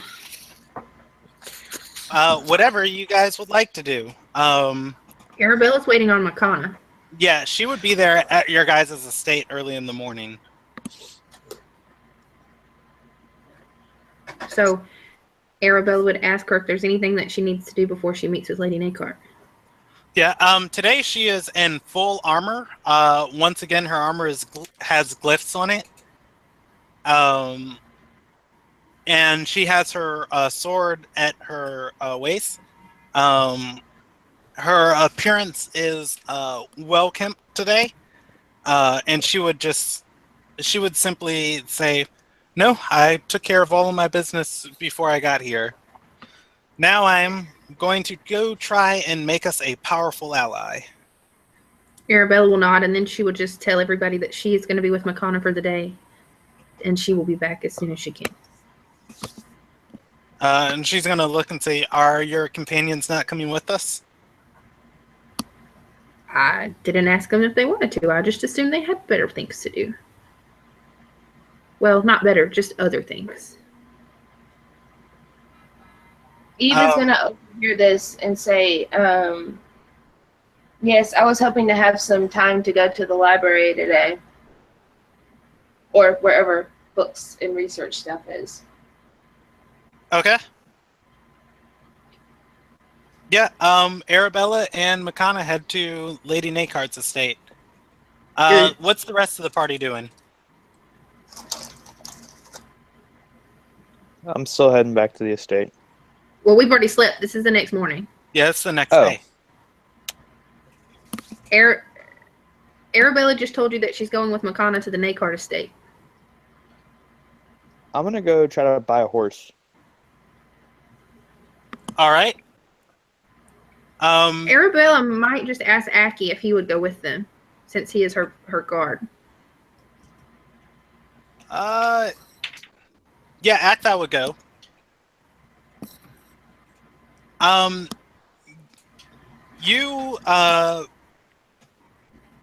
You would actually go looking for a horse, Ben, for Zai. Yeah, And, I want a just- war horse, like a fast horse. Simply asking around. There is only one place in town to buy animals from, as no other people seem to be selling any type of livestock in Somar Villa. Okay, Uh, I'll head there. that place is the Surreal estates, which are directly next to the Nakart Manor. I'm gonna head there. Actually, I think the Surreals would probably have a place. Yeah, they probably have a place outside of the Nakart Manor, right there. But otherwise, they have the finest selection of horses and stuff. And you're looking for a war horse. Yeah, like a fast horse or whatever you want to call them. War horse, I think they're called. Okay. War horses are not fast. They are super slow, but they are stocky. Well, what's the fast Take horse? I think it's just a traveling horse. I'm looking it up right now. Oh, okay. I could have sworn they were war horses, but all right.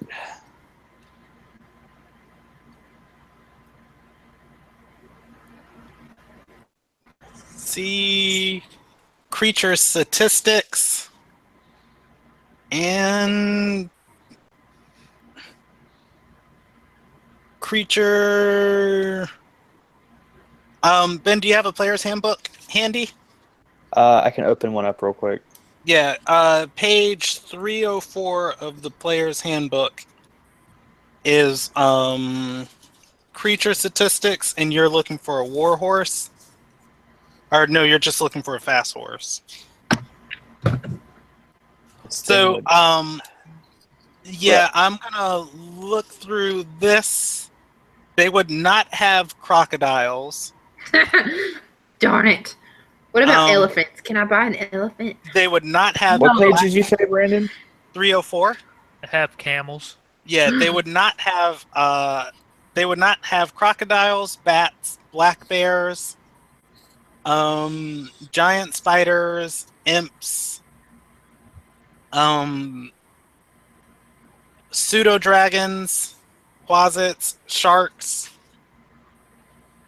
skeletons or sprites or zombies. However, every other creature there, they would have access to breeding or at least getting one of those available for you. So you can just go ahead and look through those, and we'll come back to you. Okay, list off the stuff that they wouldn't have again. I'm sorry, I was reading. Bats, black bears, zombie skeletons, Okay. pseudo dragons, imps, quasits, and I forgot the other ones I said, but pretty much anything in nature that's not a scavenger they'd have. Okay, I got you. What page is that on? 304. I just wanted to look at the list. Yeah. So otherwise, what's Torque doing? Did he get a letter? Not today. But he don't give a shit. Yeah, it's almost like there's something going on with your chantry, man. Hint, hint. They're being slow. Torque's not that smart. He doesn't know. He just thinks they're being slow to return his request. All right. So then we're going to jump over to Arabella. Then you are welcomed into the Nakart estate. As I assume, you have one of the documents that Viadim gave you to let you in. Moving into the inner manor, there are no windows. It is lit ever so seldomly by torchlight. The servants leading you seem to have the passages memorized as they walk through them. In some areas, you're walking through total darkness. However, you have dark vision, so not that that matters much. But you do notice that the humans leading you would have to have some sort of fine memory to walk through some of these areas. Before they once again lead you to a small chamber that you have not been to before, and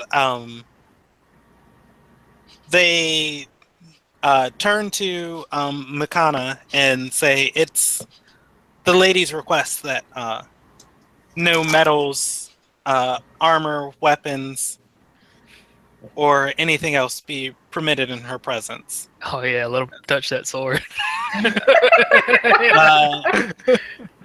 Makana says, "Really?" The woman nods, and she says, "Well, this is going to take a while."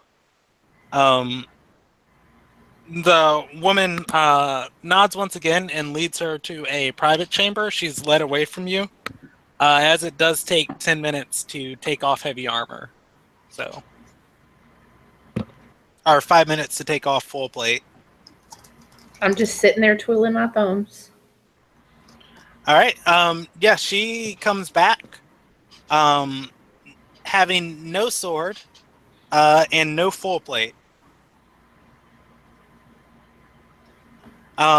She is given a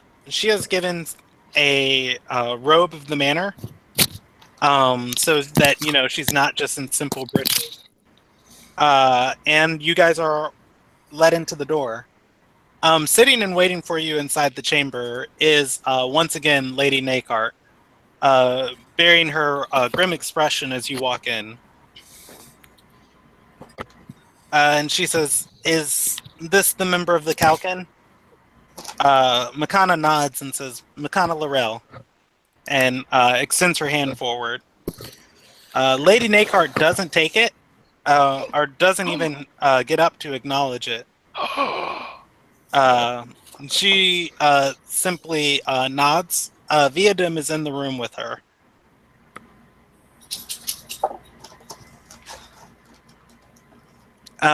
Gold. And she looks at Arabella and says, "I thank you for bringing her to me. Your presence is no longer needed today."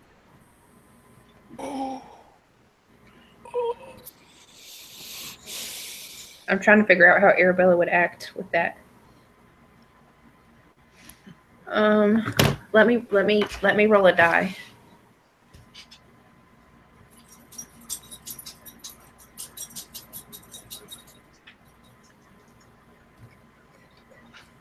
Arabella will just say, "I would actually prefer to stay,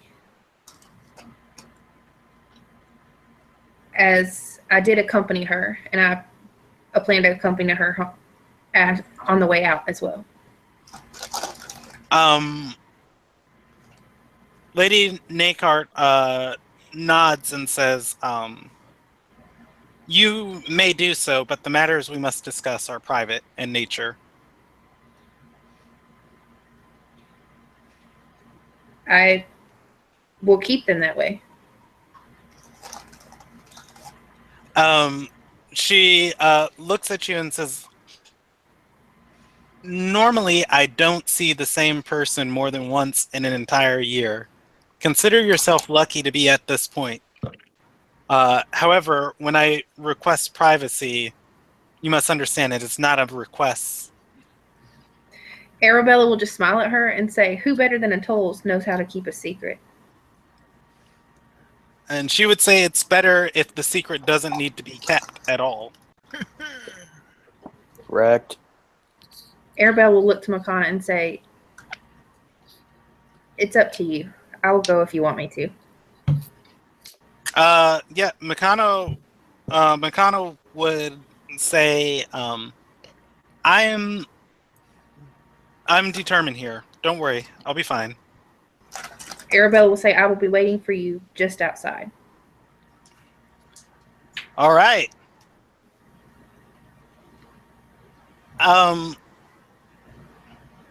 It's only a matter of maybe a half hour before you hear the conversation kind of pick up in volume.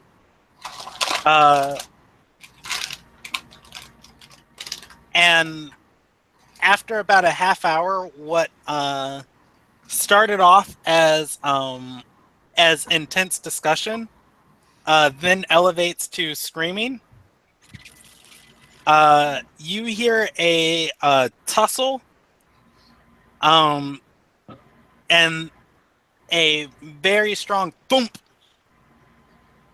and then you hear silence coming from the door. Arabella will knock on the door. As you knock on the door, Viadim opens the door for Lady Nakart. She walks out of the room, very red, and says, "The Kalkin are the Kalkin," and shakes her head. Makana is unconscious on the table. Arabella will rush forward. She says, "I'll have my servants bring her stuff and escort her out." Arabella will start casting Cure Wounds on her. Okay. On Makana. Yeah, Makana doesn't seem fatally hurt at all. If anything, a lot of non-lethal damage stacked up against her. Mm-hmm. She'll come to and say, or she'll see Lady Nakart still standing there, and she'll get up to once again start yelling at her. As she does, Lady Nakart clenches her fists and say, "I would rather not strike you again in public." Makana stands down and says nothing. With that, Lady Nakart and her entourage walks away.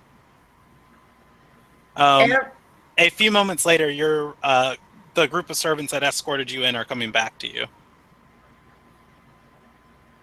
Arabella will ask what happened. 3 on a charisma check. That is what happened. Yeah. Arabella's going to ask what happened. She says she's more concerned with holding power than doing what is right. Arabella's going to ask, why does everyone I meet seem to dislike the Kalkin so? I would think that they would want you to be able to do what you do, right? Stop people from using magic inappropriately. Yeah, she would rub her head and say, "You'd think that. I actually don't understand it myself either." Will you tell me more about them, the Kalkin? She shrugs and says, "I don't know what else there is to tell. As in DM to player, you know pretty much everything there is to know about them, other than the intimate history and the names of the events they've been involved in. That's kind of what Arabelle is looking for, to try to see why, like, what has happened to cause people to feel this way about them. Just on a general sense, Arabella would know. You'd probably have to ask not a member of their faction, as it's very hard to see your own flaws. I understand. And that's just in general with life. She would not be able to say, "Oh, this is why." There are reasons. But she herself would just not be. Arabella can roll a what? Arabella can roll a history check, as they do carry a bad reputation. Oh, yeah, okay. Yeah, you wouldn't be able to... Has anybody seen my rolls tonight? I've had one good roll, and it was a natural 20. Other than that, they've been shit. Yeah, you wouldn't be able to put together anything. Arabella will ask her, what's your plans now? She pulls out her journal and says, "Well, that was only one item off the list." She looks and sees the name of the silver sigil in her journal and says, would have been nice if that slave had given up some information, but I suppose I'm done pursuing her. She looks at the next item on the journal, and which I believe is also about the silver sigil, and sighs again, and she, I think she has to do sigil, Nakart. Yeah, she would say, well, a small part of my faction is able to reside within the capital, so seeing as there's nothing left for me here in the city, I think I shall go back to our quarters there. And the capital's where Arabella's from, right? No, Arabella's from Hellenis. Oh, that's right. Has she ever been to the capital? I don't know the answer to that question. I mean, she can if you want. If there are festivals that happen in the capital for major religious holidays that the more affluent would, of course, travel to. Arabella would just say something like, "Sorry we couldn't help you any further." Makana would just shake her head and say, "No, I'm used to it. The cow can have to do most of their work dragging the shadows out of dragging people out of the shadows and dragging them from their hiding spots. Diplomacy, talking, all of that's far-fetched notions that work for others, but not for us." Arabella will smile because she just realized what was wrong with the Calkin. Diplomacy has its place. I feel that is true. Sometimes they will get you out of situations like that, and she will just point to the room point back to the Nakart estate.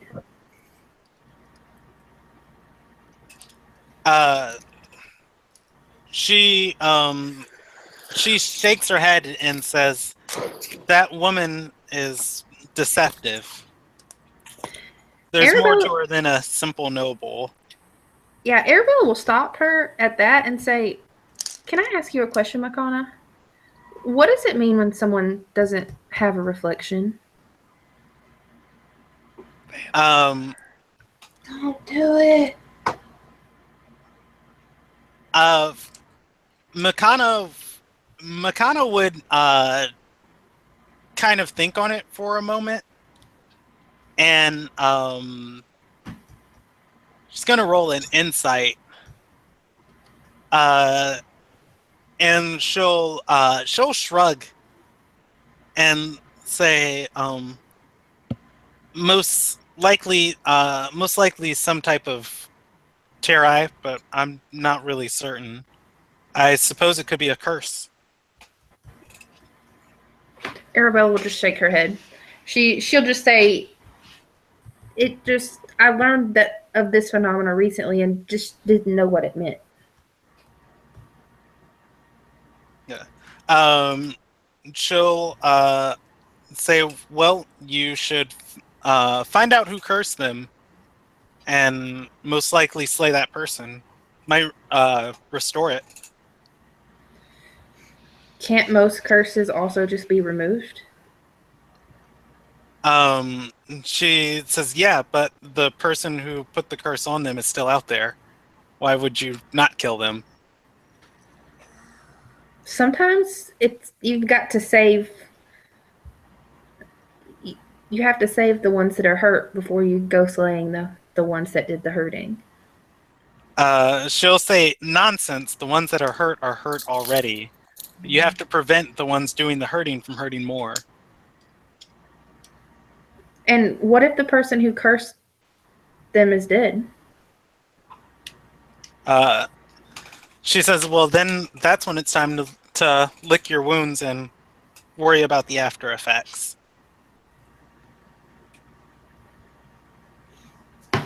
Arabella But first and foremost, we should always be vigilant. I believe in being vigilant, but not at the expense of others. Not if they have done nothing wrong.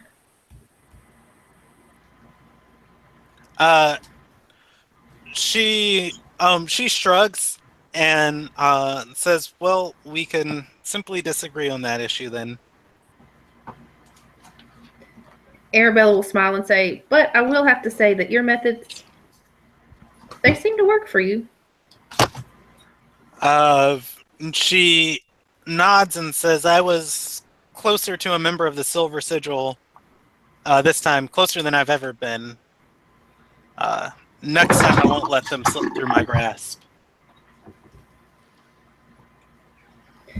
Arabella will just say, I wish you the best of luck, and if there's anything I can do to help, please just let me know. Okay, about this time you guys would be escorted out of the inner manor and into one of the Sage's towers. Mm-hmm. We're gonna hop over back to the rest of the party. Did Zai decide on a creature? Yeah, I'm thinking I'm gonna buy a warhorse because they have the same movement as a regular horse. So, but they have more health and they're beefier. Okay.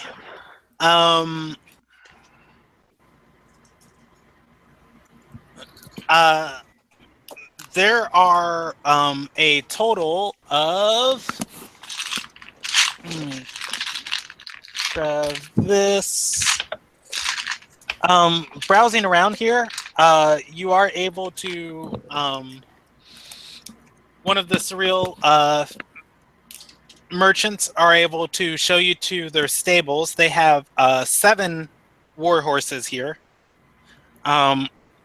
The cheapest one you'll find is 700 gold. Okay. Ranging up to the most expensive one you'll find is 1,200. What's the difference? Basically, quality. They tell you and how they were raised, how they were bred. The 12,000 one was bred with a famous hero's horse. If you give me 1 second, I'm going to use the restroom real quick. I'll be right back.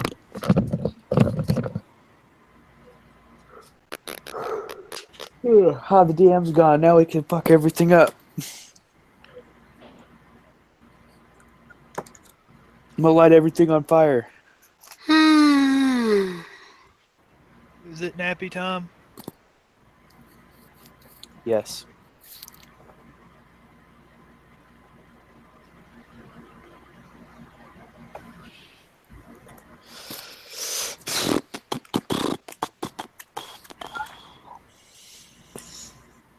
Did I miss something? Yeah, Brandon had a heart attack. Well, it's nice that we're just sitting here watching it happen, or seeing him falling in the floor. I just see a black screen. Yeah, it's just dark in there, I think. Did you Yeah, get your warhorse die? No, Brandon went to the bathroom. Oh.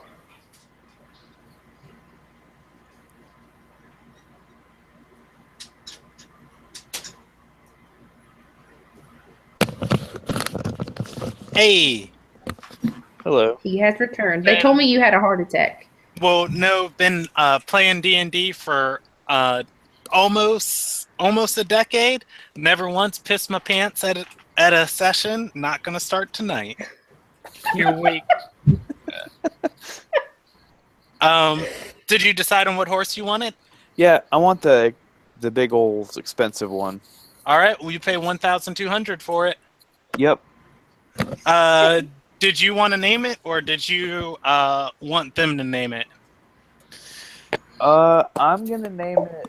Shathid. Shathid. Shastid. No, I'm gonna name it Shathid. No, not really. I'm gonna name it. Pork. I'm gonna name it Pork Chop. Buys horse bred with legendary. Super expensive legendary horse bread. Names it Pork Chop. Okay, fine. I'll name it Reginald. How about that? All right, you name it Reginald. Reginald what? Reginald Quamquat the Third. Reginald Conquest. Yeah. AKA Reggie for short. Little Reggie for short. All right. Yeah, you got a horse named Lil Reggie. What did I do with my pencil? Oh wait, no, hold on. I'm gonna change that. I'm gonna name him Sebastian. Lil Sebastian. Little Sebastian. He ain't Lil at all. No, he's not. He's a giant horse. But yeah, I'm gonna name him Sebastian.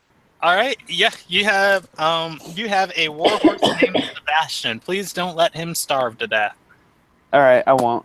I'm gonna buy him. I'm gonna buy some food for him as well while I'm around the stables. All that money from killing that guy that we helped you kill. Wait, you got money for that? Hold up. Yeah, you don't know that though, so sure. No, you do. We Zod do. was handed the bag in front of the rest of the party. Yeah. Yeah, we don't know what was in that bag though. It was a Torque brown doesn't bag. know. Exactly. You don't know it was money. Torque doesn't know because he wasn't a part of the party Yeah, at the Torque time. wasn't even there. Yeah. Anyways, they tell you this horse came from or is a offspring of the horse the great Woodrow the Bold would ride. Okay. Thanks for the useless information. He should history check that and figure out what that's about. I was like, I want to buy some food, and you were like, this guy's horse. Is No. I was writing it down for my own personal notes, and okay. just figured I'd give it to you in case I ever forget. What is it? Woodrow Wilson's horse? Woodrow the Bold. Yes, he beat back the Iron Curtain, Woodrow the Bold. lasting impression on the world. Like, you spell Woodrow like Woodrow Wilson? Yes, Woodrow. Woodrow the Bold. All right, man. He once gave a inspiring speech on why the world needed to band together against communism. Once gave speech. No, I'm kidding. I don't write that part. why, So basically, he wants us to take down Group 1. Yeah. on why commies suck. Okay. All right.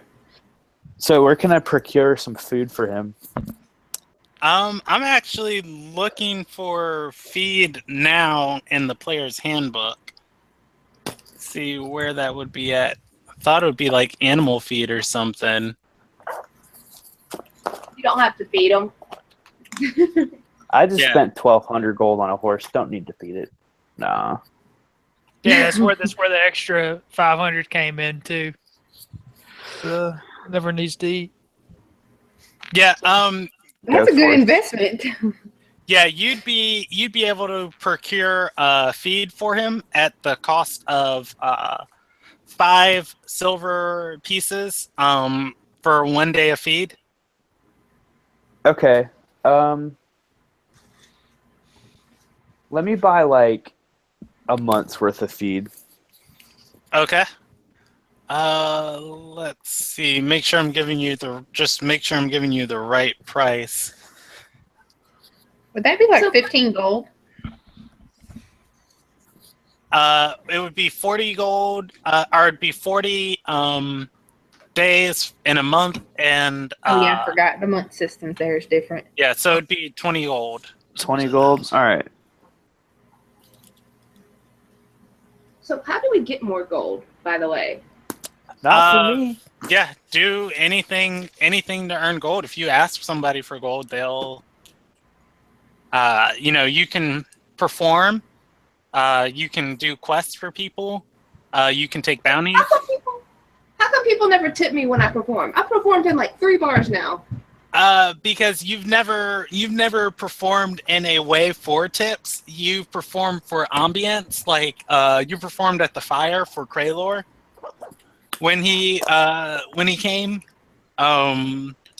I think the other time you performed, Lilfear was doing most of the performing, and you did a song for her, and I can't remember the third time. I've said I performed in a bar like 3 times. I know at least twice I've gone up to barkeep and been like, hey, can I perform? And they're like, sure. Yeah, some situations you might make money, some you might not.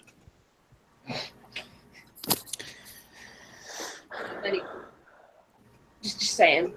Yeah, I mean, a lot of the times too, if there are other bards playing there, they're going to be the ones collecting the tips. Which most of the taverns here would have like hired staff. Yeah. I'm gonna go stand on a street corner with a hat out.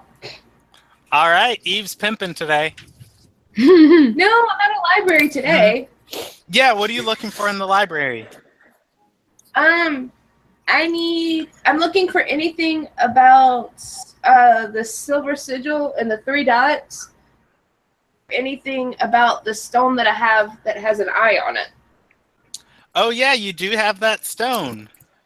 The last check I rolled on the stone was 3 days, so you're good on that front. But let me make mark of that, because I did forget about it. Is that skeleton stone? No, this is a different stone. Oh yeah, you did pick up one. I gotta roll that stones thing. Okay. Because we gave Zai gave that skeleton zone. Yeah, that stone's locked away. It's been rolling checks. This one was one Tyrant Robert had. Mm-hmm. And its check is set in stone. Anyways, you're looking up information on that.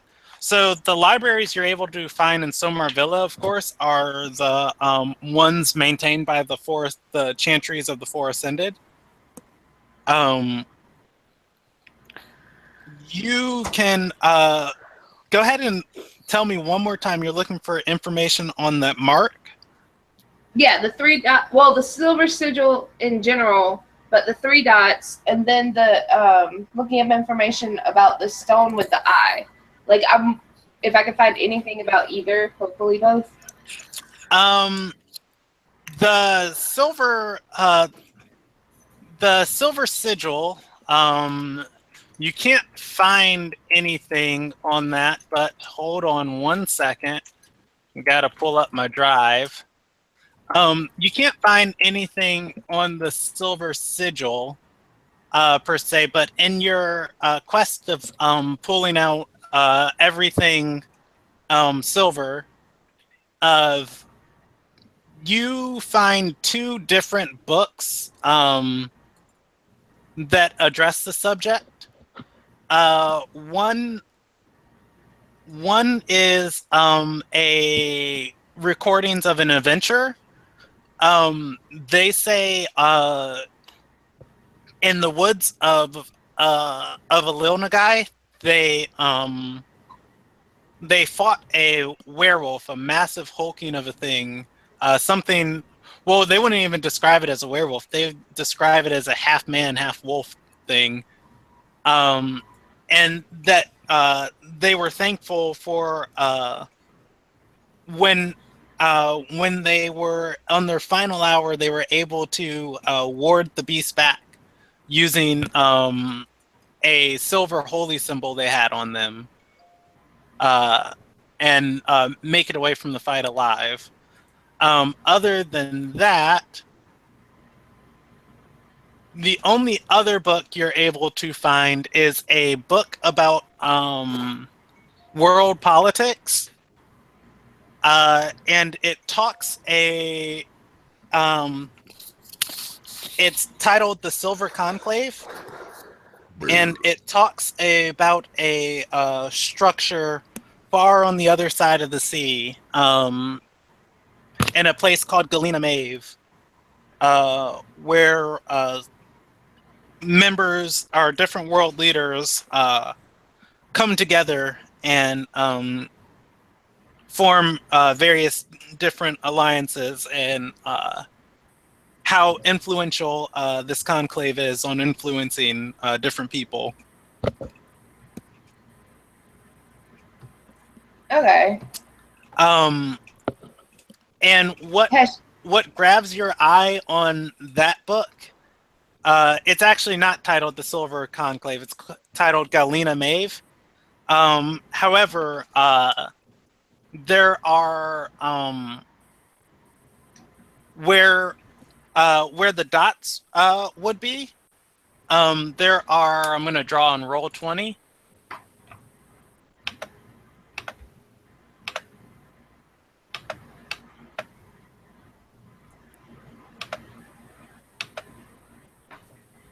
So your dots look like that. Wait, Right it's there. not showing. It's underneath the second map on. Let me make sure you guys are on the right page. Yeah, you see it down there? Oh, okay. Those 3 dots. This one looks like that.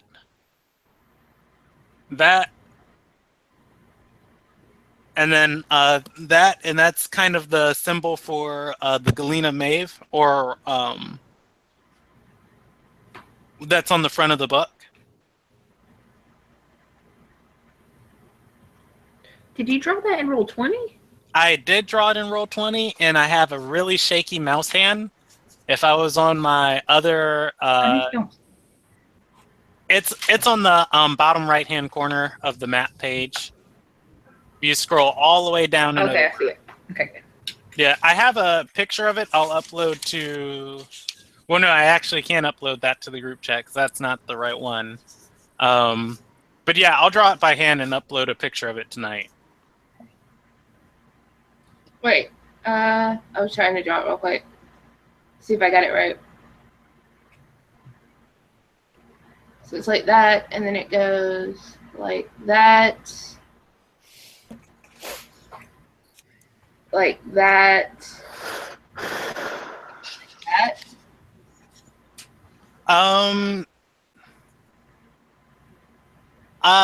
Yes. That last one would kind of be a tilted S. So like that. Yeah. Would it touch the second one?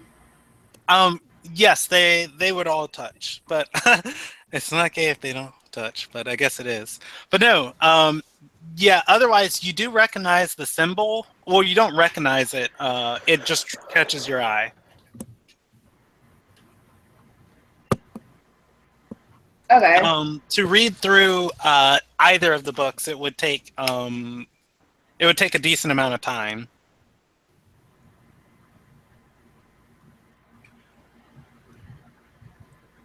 Well, is there a way I could take the books? Like ask to borrow them? There's no one here. There's no one here to stop you, as these places are. You're in a very nice part of the world. These places are just maintained by the sages, so they'll come by and tidy it up and maybe add more to the collection. You do know it's considered rude to their faith to take a book, as it's their religion's about sharing knowledge, and you're just kind of taking away knowledge from people. The reason why you travel and have these great adventures is so other people can sing your story, and you're kind of like saying, let's just hide this one. I'll bring it back. Yeah, but you can take the books. Okay, I'm gonna put them in my bag. So, All right. Is Shaq dead?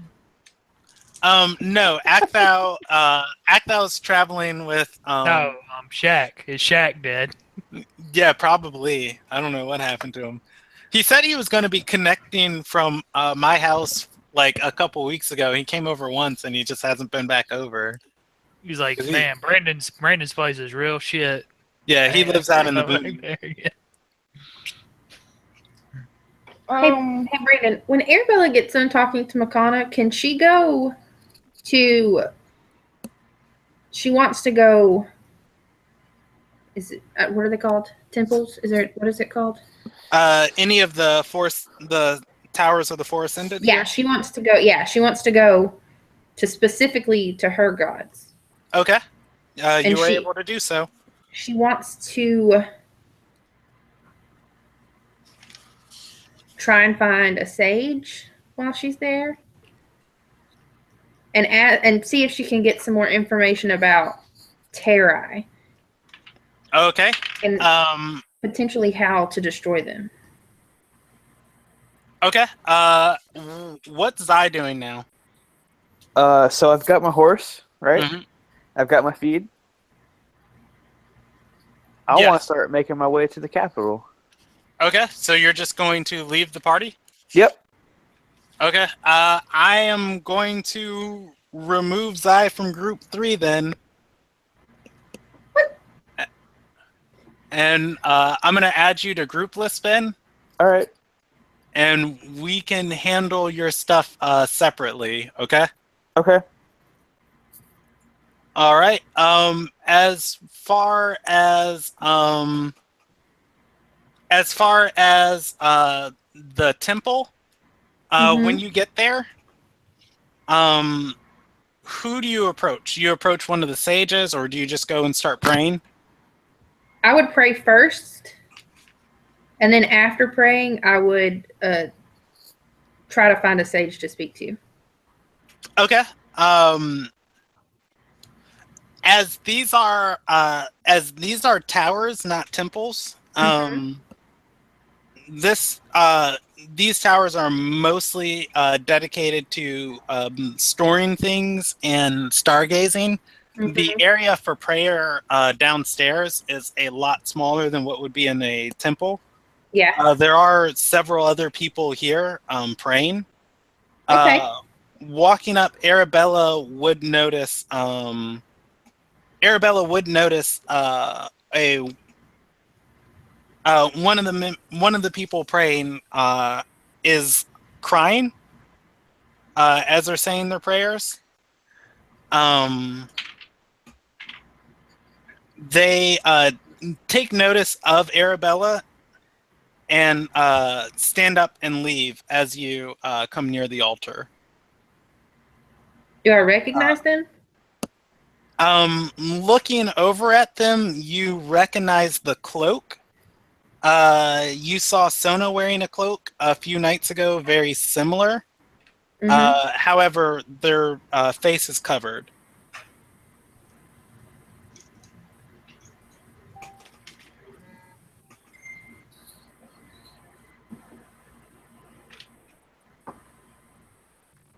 I don't know. Come back to me. Let me think about it, Brandon. Okay. All right, I think Torque's the only one who hasn't told me what he's doing. He's reading the paper and He's just kicked back. eating out of the pantry. You guys are the best adventurers ever. Yeah, I mean, I don't know what to do now. Torque is looking for get-rich-quick schemes. In the paper? Yeah. There's no real get-rich-quick schemes. However,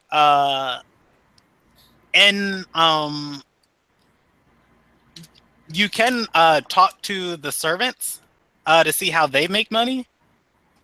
Torque, just doing if Torque would do something like that, I can tell him what he'd just find out in casual conversation. They're not gonna have anything interesting. I mean, you can write them off. What are they saying? Yeah, just generally talking to them. They say, well, they make money by being a servant. They got a 9 to 5 and, puts bread on the table.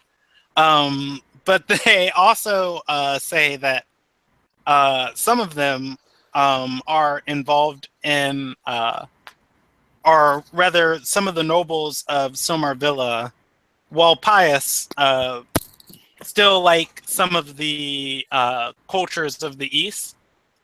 There are fighting rings inside the city that could lead a man to the great arenas of either Gwir or Mentori. Is that considered legal? Well, it's not technically illegal. Okay, that's all he's got to know. That's all. Do they know the rules of the fighting arenas by any chance?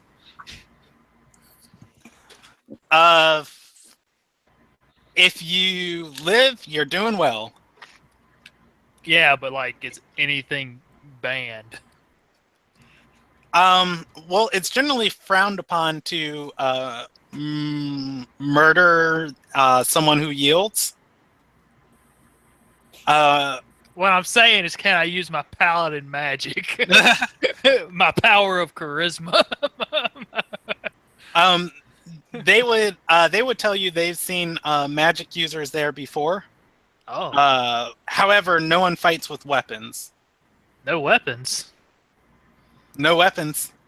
That's bullshit. That's for fucking weak men and women.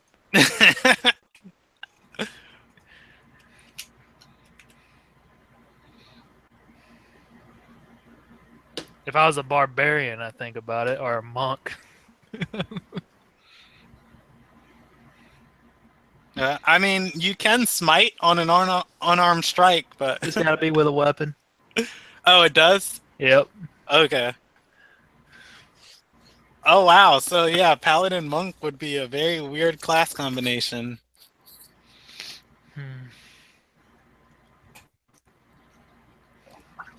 So Torque just has a casual conversation with them and continues to sit there? I guess. All right.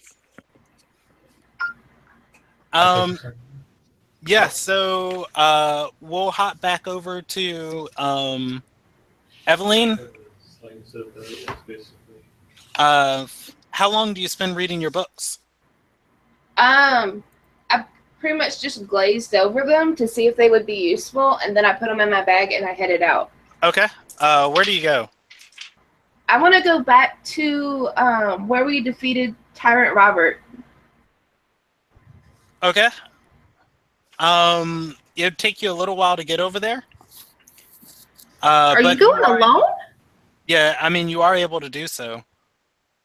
Yeah, there's nobody there anymore, supposedly.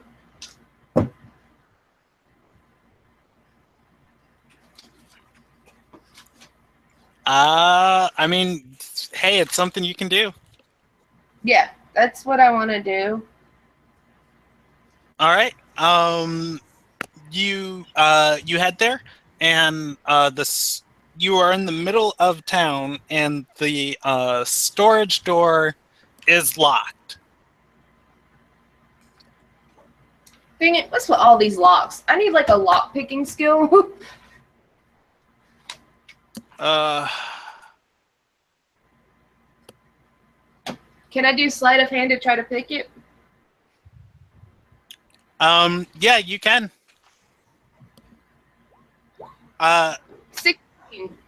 As you start finicking with the door, and I can't believe you're making me go back and look this up.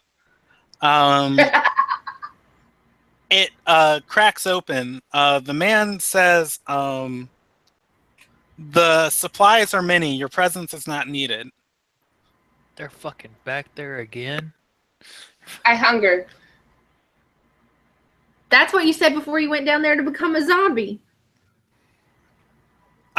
He opens the door and lets you in.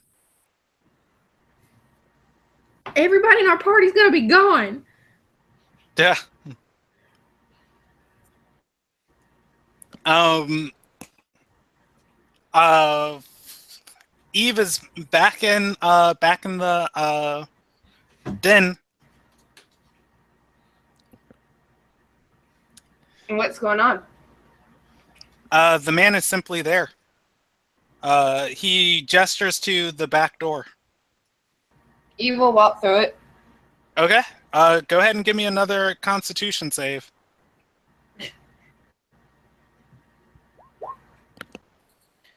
Okay. Yeah, you shrug off the effects. You go downstairs and wait in the darkness. Yes. I have night vision, so. Okay. You are alone down here. It is just Eve right now.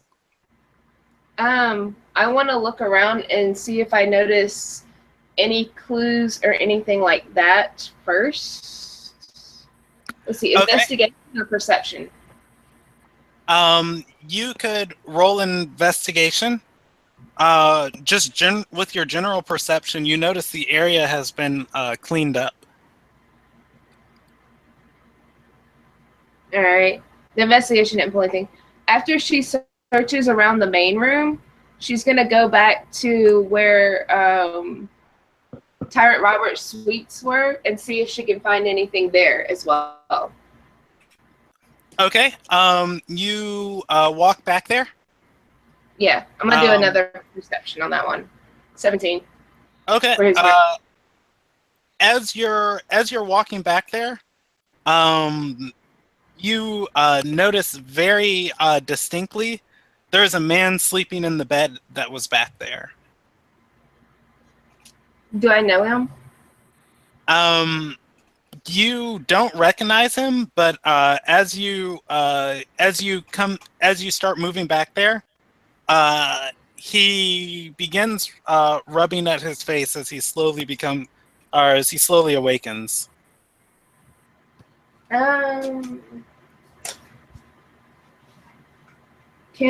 Would minor illusion make me look like one of the undead people?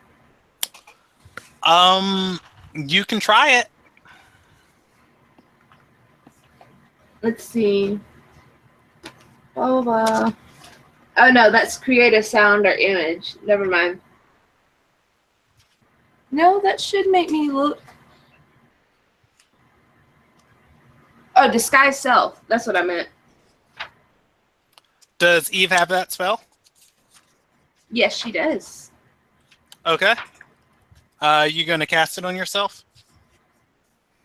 I'm trying to find it to make sure it's gonna do what I want it to do.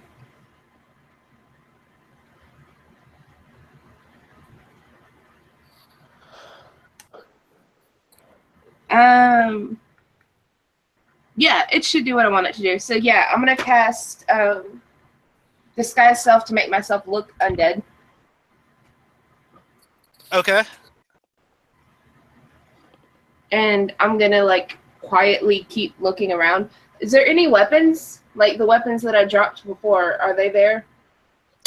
They are not. As you continue to enter the room,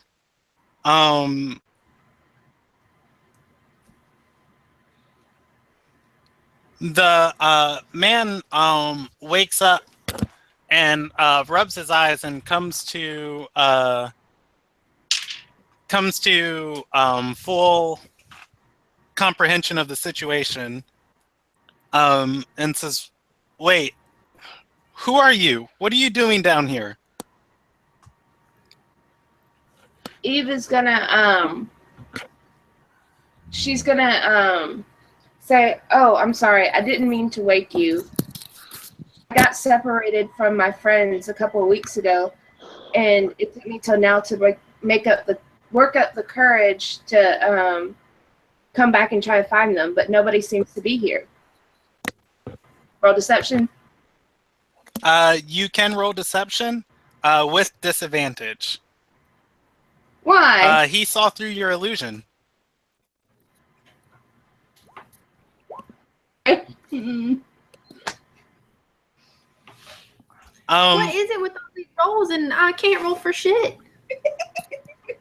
Yeah, he looks at you and says, "Adventurers came through and killed most of those seeking knowledge. Your friend is most likely dead." Eve is gonna look really sad, and she's gonna ask him, "How did you survive?" He shakes his head and says, "I did not. I was sent here as a replacement."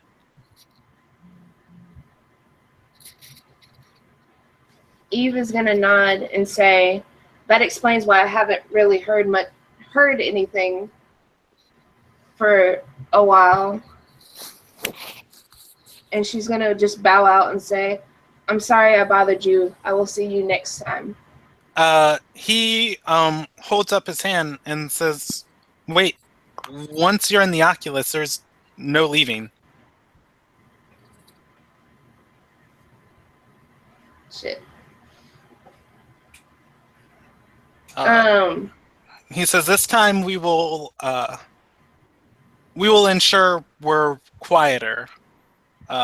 Tyrant Robert was too much of a fool." Man, didn't I tell the cops and my chantry about this place, and they're not doing shit? Hey, they cleared it out. Lazy sons of bitches. Don't they think they should double check? Eve is gonna look at him and say, "I've survived this long and I've kept my mouth shut. Well, no, she's not gonna say that. I've survived this long and I've kept my mouth shut. Don't you think I'm to be trusted?" He nods and says,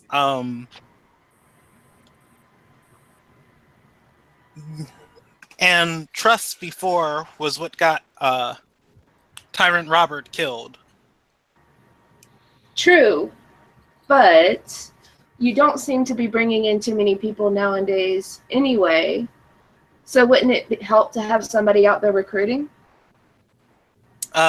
He shakes his head and says, "The Fifth Ascended has moved to the point where he no longer needs recruits. Now we need only be ready for his order." She's going to kind of cock her head to the side and say, "No disrespect to him, but what do we do in the meantime?" He gestures out to the pews and says, "You can pray. You can practice your magic.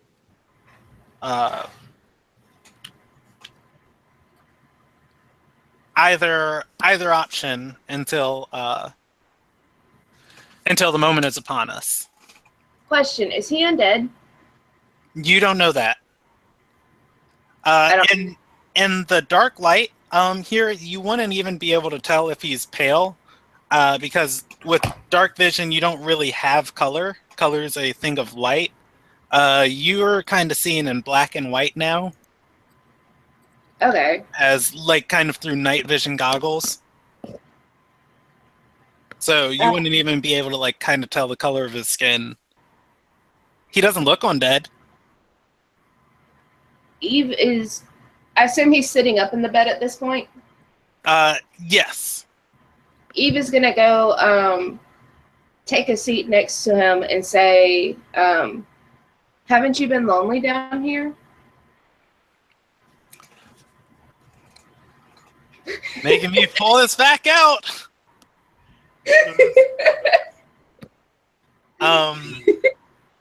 He says, I'm perfectly fine down here.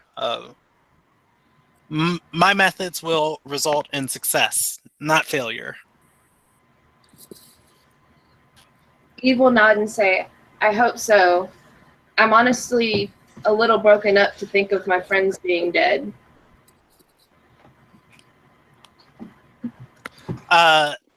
He nods and says, don't worry, the Fifth Ascendant preaches of retribution. There will be a time when you can turn that that brokenness into true fury. Eve will nod and say, did anyone happen to survive the attack at all? He says the doorman fled when there were sounds of a scuffle breaking out and a member of the Kalkin showed up. Other than that, I'm starting this operation from the ground up. Eve will nod and look kind of questioningly and ask, what is the Kalkin?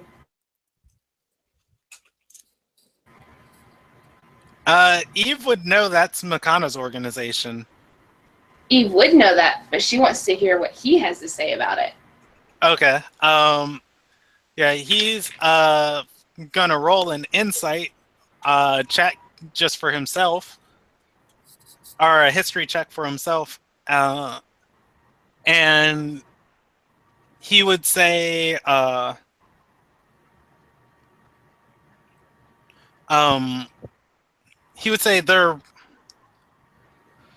they're cowards who got access to swords and weaponry that they shouldn't have, and they swing them blindly at anything they're afraid of. Eve will just say, ignorance tends to be the basis of fear. He nods and says, and they are plenty ignorant. Eve will kind of laugh at that, and then she'll ask him, I am kind of tired. Since we're going to be staying here a while, is there a room that I could have? Or a place for me to sleep?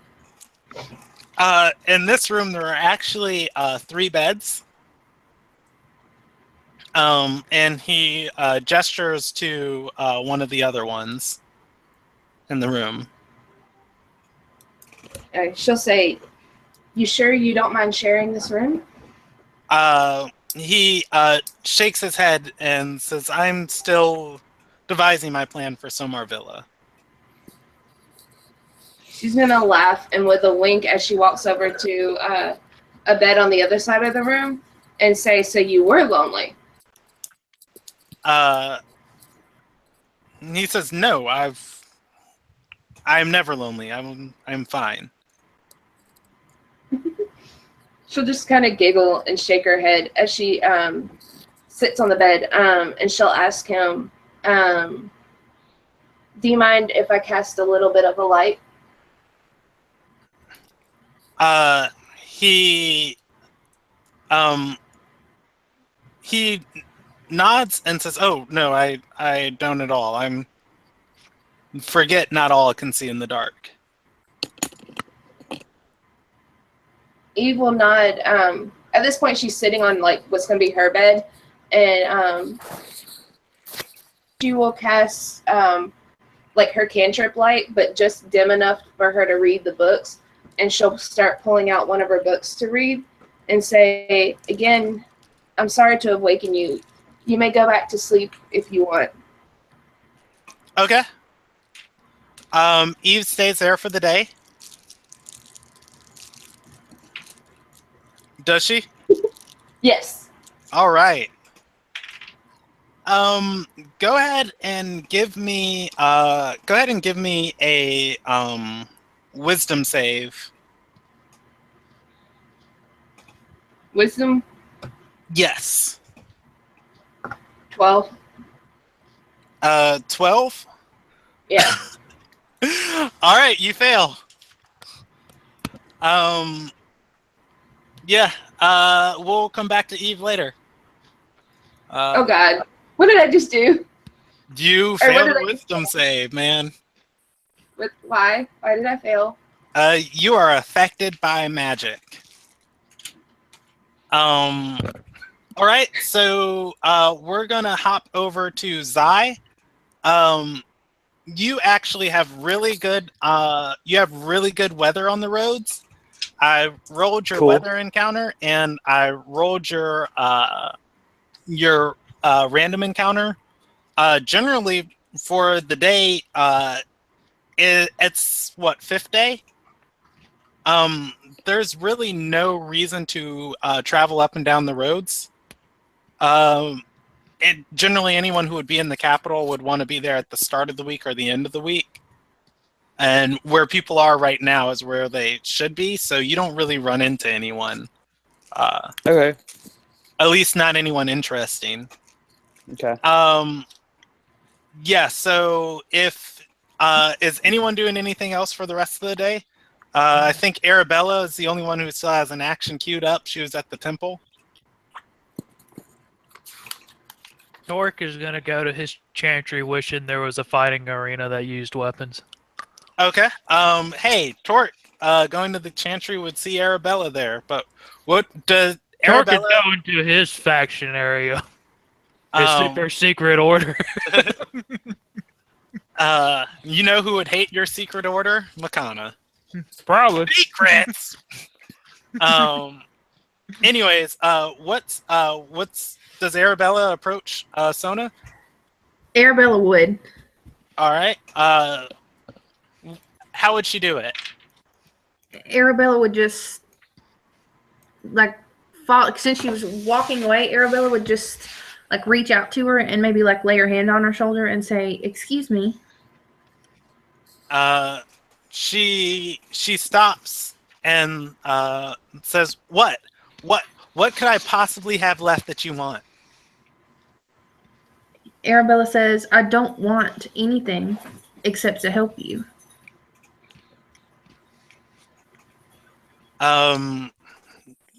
She says, "Well, that's just wonderful. I want to help me too, but it doesn't look like there's a lot that can be done." As she turns to you, there is a large tattoo across the side of her face. Arabella says, "It'll be, I'm sure there's something that can be done, and two heads working to find an answer is far better than just one. Let me help you figure out what we can do." She leans in close to you and says, she leans in close and says, "I feel the weakness conquering my body. I'm going to die at the end of this week. And I'm not going to eat someone else's soul so I can live. There's not much left I can do. Leave me alone and let me wither in peace." Arabella's going to reach out and grab her arm and say, "The Kalkin Makana said that sometimes this can be reversed."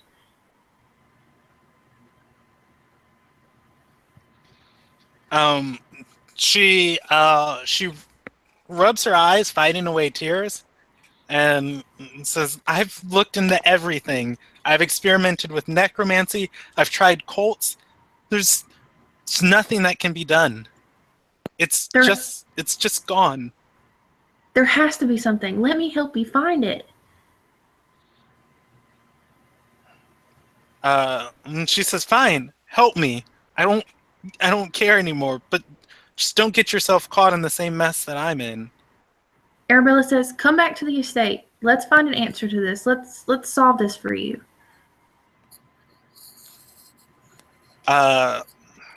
She nods and says, "If anything, it would be nice to die in Amphithere's presence." Arabella said, I'm not gonna let you die, Sona. I'm going to find an answer to this. We are gonna save your soul." She shakes her head and says, "I doubt it." But nonetheless, doesn't gives up resisting. Arabella's gonna give up her. She's gonna just grab Sona's hand and start back towards the estate. Congratulations, you wore her down. To the point where she's dying.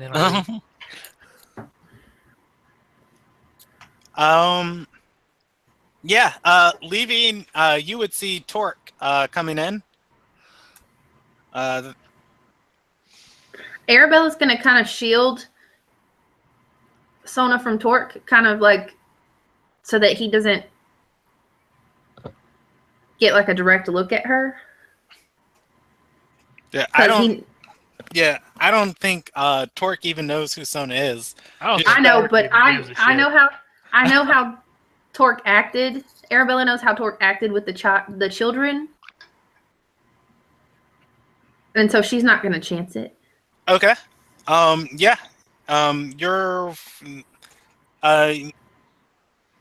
You're able to walk Sona back to your estate.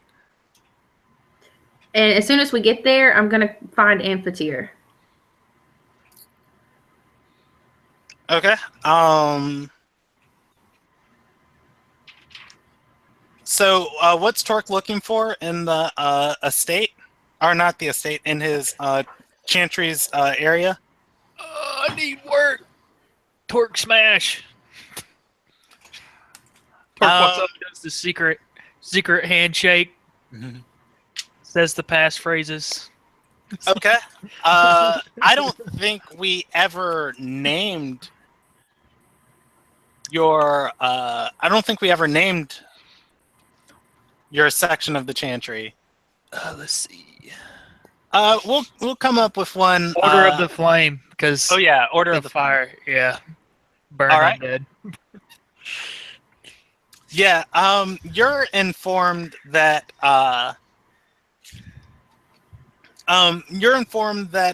There is.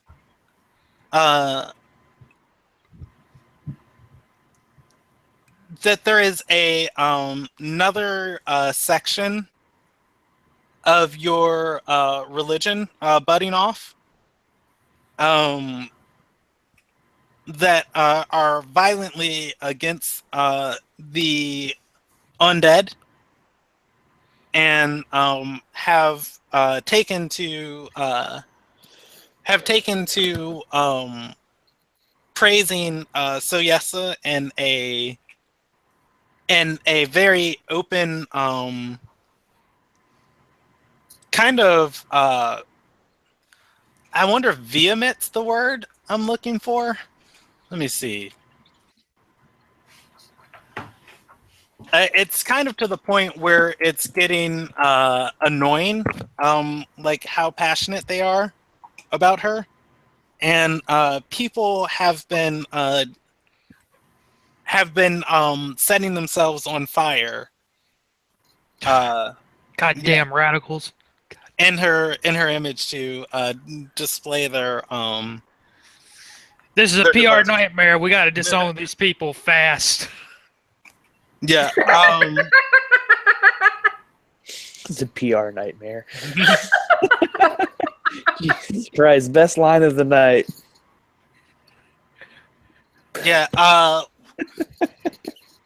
the biggest problem with this faction rising up that they inform you about is that within the religion of the Four Ascended, that the four gods all hold equal weight, and that these devotees are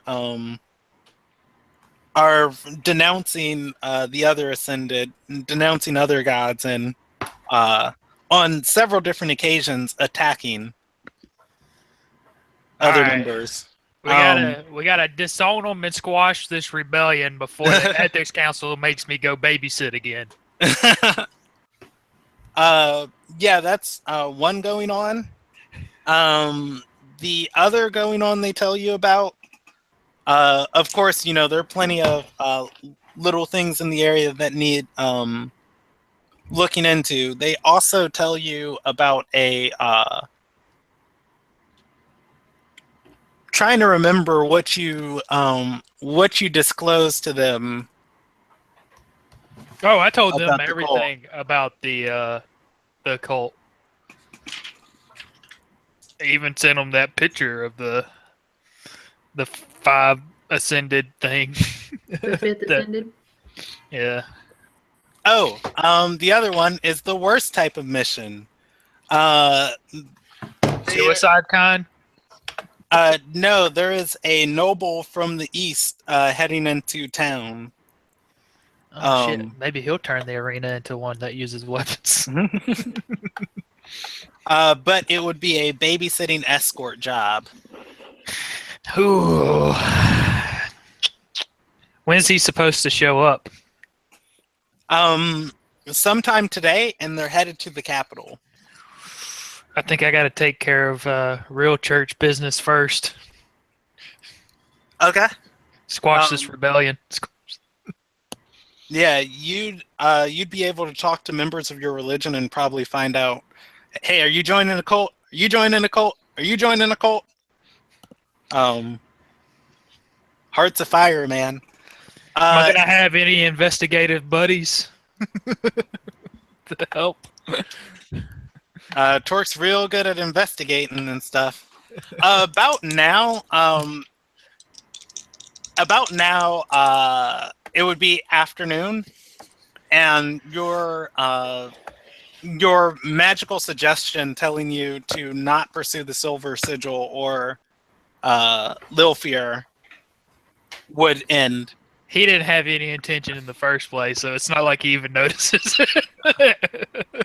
I'm just saying for anyone else, which would mostly be Sam, Arabella. yeah, would be Arabella and Makana.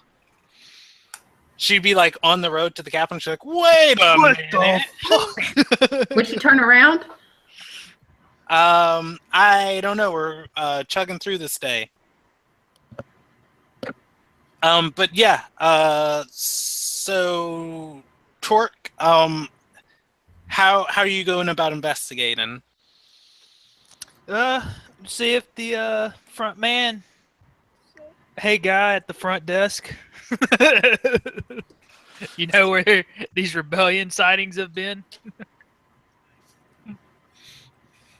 Oh, you know what? Let me pull up. What's this person's name? Zachiel? Or no, Zachiel was the one of water. Hey, unnamed person. Yeah, Who we'll get to later.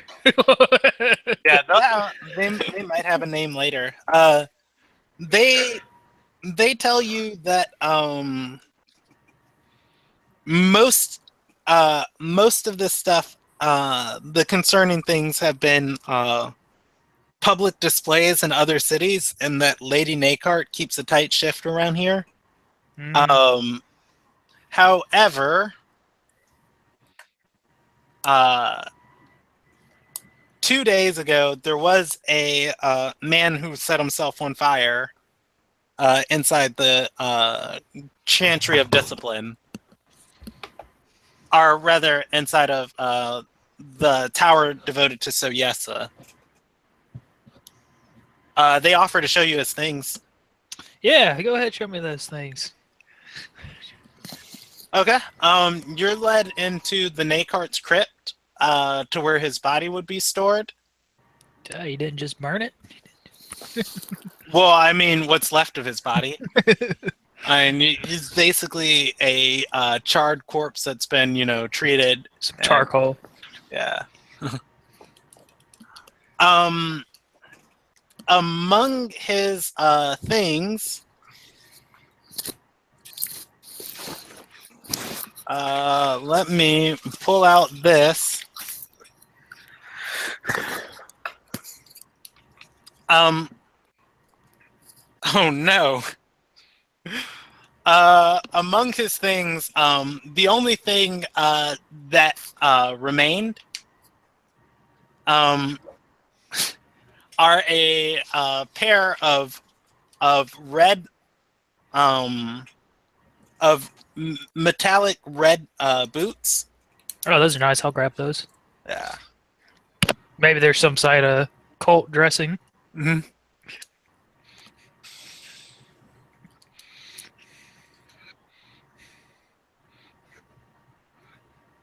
I'm sorry, I just had to read this because these notes are from forever ago, and just making sure. Yeah, you are able to grab them.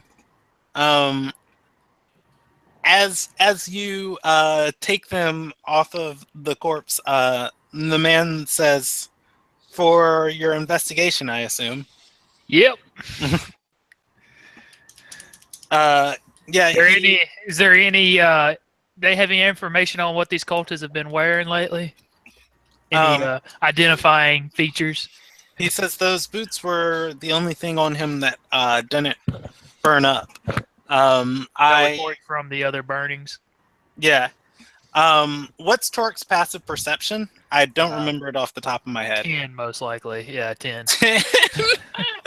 Yeah, Torque looks at the boots and he's like, "Cool." Nice. Fuck yeah. Fuck yeah. Red. If you want to inspect the boots closer, you could roll an investigation or a perception check on them. Perception doesn't have a negative to it, so let's see. What does that result? I have something up. 11. 11? I mean, there are char marks all over the boots. So I guess it's probably from when the guy set himself on fire, maybe. I'll go clean them up and look at them a little closer later. Okay. Yeah, so Nothing else. off of this guy, no. Right. Yeah. The man, yeah, the man just tells you a little bit about how the guy just ran into the temple, torch in hand, soaked in oil, and just started screaming about predictions of doom. All right. Now, what was it? Anybody have any information about this person's identity? Let's see if anybody knew him. We're just gonna roll a percentage die on that. Many of the members had never seen him before. Okay. Gotta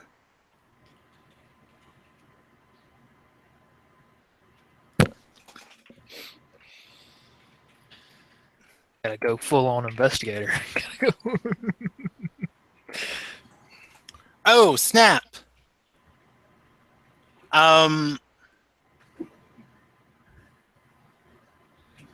What was Torque's investigation check when he looked at the body? Did he roll one? I didn't roll one. He didn't roll one. Okay, never mind. Want me to roll? You can if you want. I was just making sure I didn't miss anything. 10. Nice!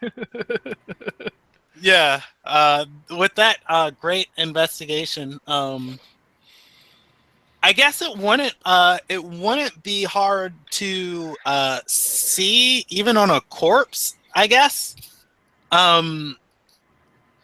This man had a probably his right arm was limp, as there's kind of a big gash missing out of it, where even though the flesh is charred and seared, that area just kind of divots in, and that's just easily noticeable. All right.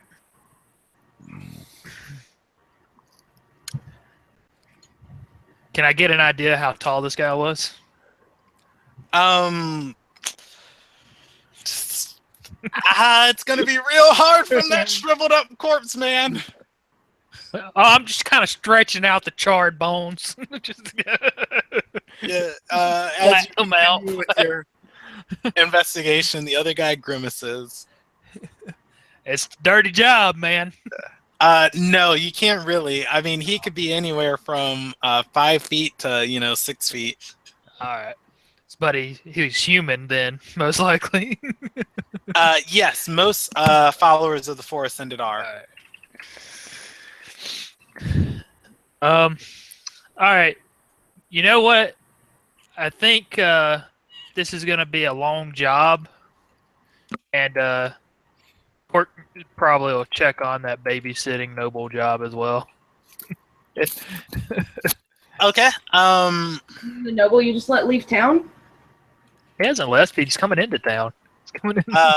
Well, yeah, it is the afternoon. They should be leaving sometime. They're already leaving then. Yeah. However, we're going to jump over to Arabella. Does she want to say anything to Sona once you get? Oh, you're waiting for Amphitheater. Mhm. Yeah, Amphitheater, and we're going to be ending off soon. Yeah, it's almost 10:30. Amphitheater would firstly come down and see Sona waiting with you. I don't know if you guys would wait near the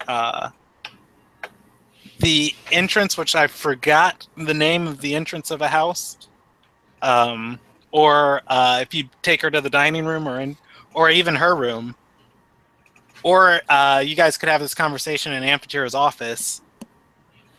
I would probably take her upstairs and just so that like nobody saw her, and then just go to his office and get him and ask him to follow me, and then take him up to her room. Okay. Yeah, the first thing Amphitheater would see, just as he steps into the room and sees her standing there, his jaw would just drop. If he was holding any papers or anything in his hands, just fall out. In just complete amazement of this moment, and he would then bow to. He would start to bow and say, "Ladies, so," and then his face would grow to a scowl, and he'd say, "What are those?" Pointing at the tattoos, and then he'd continue on and say, "You marked up your face. Where have you been? Where have you gone?" To this greeting, she would only walk up to him and hug him and say, "It's nice to see you again, Amphitheater." To which he would return the hug. They stay like that for a moment. Arabella, not to interrupt them, she would give them a moment, and then she would be like, "Amphitheater, we have to do everything we can to help Sona. I need your help."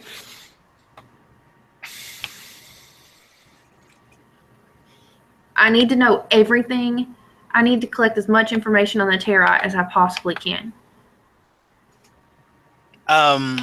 He looks to Sona and says, "The mistress had the same obsession in her last few days at the manor. I don't believe that is wise." She shakes her head and says, "Nonsense, just let her peruse through my things." And she looks to you and says, "You'll find the same conclusions I found." Arabella will just smile at her and say, "We are Tollswomen. We will find a way." Amphitheater says, "A way for what?"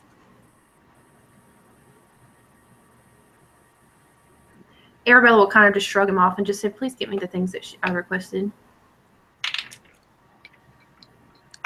He's going to inspect. He's going to inspect Sona And look past the tattoos on her face now, and he'd say, "Late, you're so pale." And he's gonna roll an insight check on that. He's gonna start putting 2 to 2 together and say, how long has it been?" She shakes her head. He says, "Mistress, if you're one of them, you know you need to consume as they do." She shakes her head and says, "I won't." Yeah, he says, would that thought pass through Amphithere's mind? No, it would not. He's not a very wise man. He once again says, "How long has it been?" She just yells and says, "I haven't." Amphitheer just kind of glances at both of you, then walks out of the room. Arabella's going to follow him and say, Amphitheer, we're trying to fix this. He says, "And I'm doing as you asked." She's just going to say, Amphitheer, I will do anything that I can to save her, to fix this. I just need somewhere to start.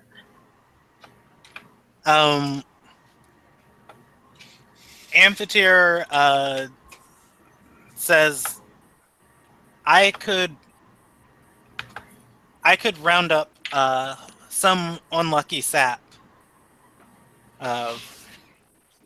but I would need you to convince her to eat. Arabella's going to shake her head and say, Amphitheer, I can't. We have to save her before that happens. We have a week.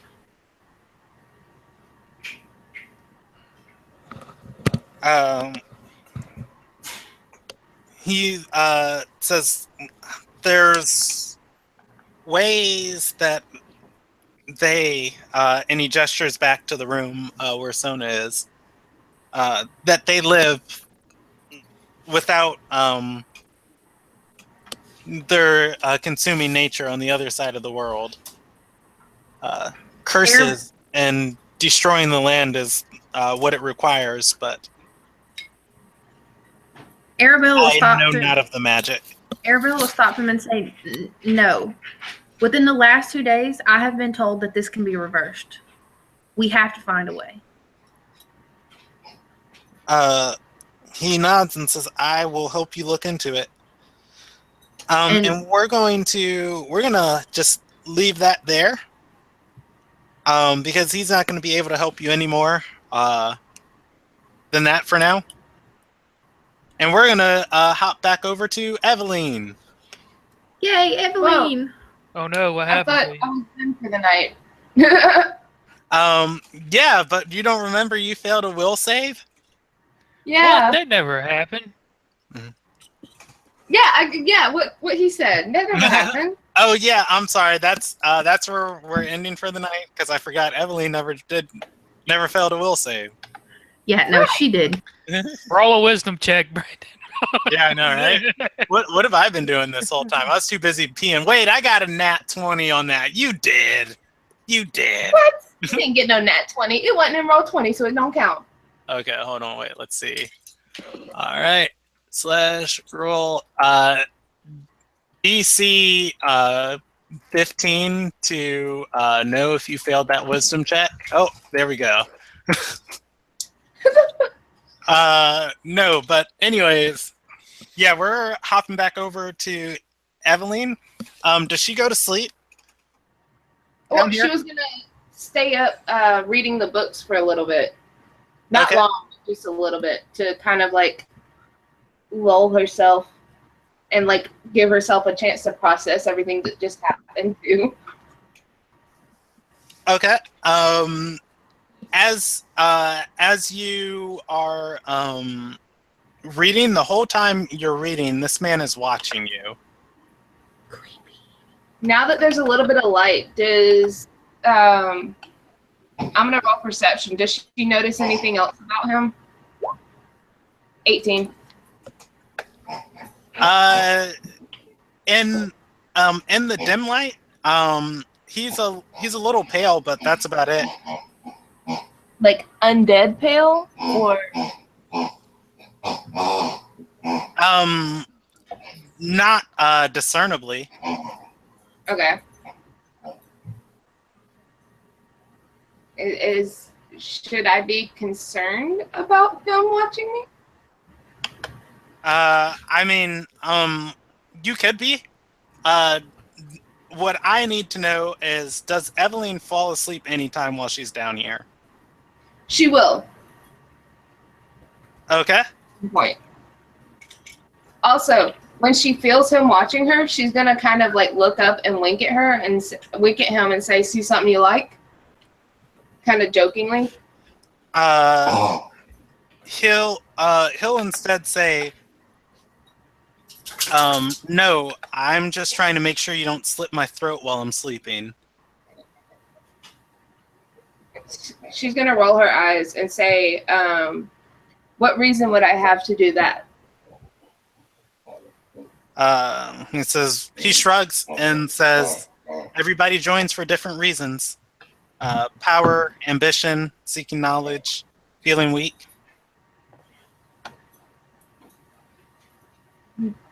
She'll say, "I promise I am here for knowledge. I'm not here to kill you." All right. And with that, does Evelyn go to sleep? She'll read for a little while longer, and then she'll eventually like put her books back in her bag and go to sleep. Okay.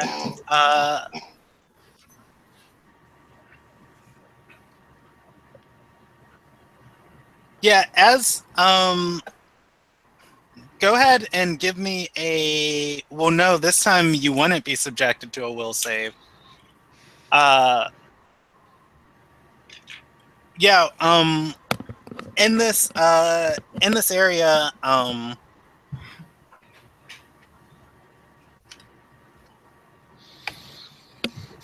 Evelyn would probably start drifting off asleep. And as she does, probably right before she gets to the edge of consciousness, she would hear a in the room.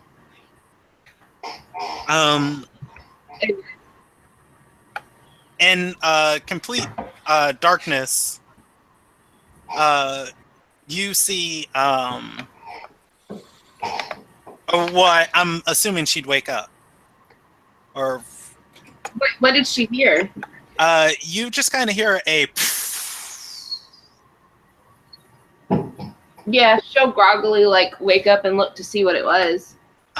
yeah, in the darkness, you see once again the similar robes of the people who basically rescued Lilfear.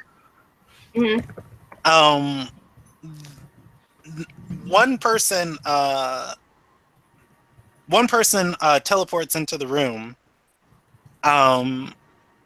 and they begin casting a spell. The man that you quickly notice, the man is not the man that was on his bed is no longer on his bed, but instead is on the ceiling above yours, and they cast that would be a spell attack roll. 3 rays shoot out of their finger and critical on and critical on the man on the ceiling. Sorry, I thought it was mine. No, I'm sorry, Brennan. I couldn't hear like half of that. Go back to him being on the screen. Yeah, so there's a the man who just teleported into the room is casting spells at the man on the ceiling. He casts Scorching Ray and hit with his rays and criticaled. He incinerates that man off of the ceiling as his corpse falls onto your bed. Eve is just kind of like jump up wide-eyed, and she's going to recognize the robes, and she's going to reach into her pocket and pull out the piece of paper from before and show it to them. And say, "Please don't hurt me." As you do, the man takes off his hood, and it's the same blonde-haired man you'd seen before in the tavern. He snatches the paper out of your hand and says, "Honestly, that you're lucky. Lilfear has a liking to you. She asked me to scry on you earlier, and I feel almost stupid for giving you this note. Clearly, you're too incompetent to deserve this. You don't sleep next to Terai." Eve is gonna shake her head, and she's gonna tell him, "Is like, wait, let me explain. I came down here looking for answers, thinking that no one would be here. When I realized people were here, I had to see what was going on, and I got myself in a difficult place. I had to bide my time so I could figure out how to get out of here without getting killed. And the best way to make him trust me was to sleep. I promise I wasn't sleeping heavily." He shakes his head at you and then pulls out a black candle from his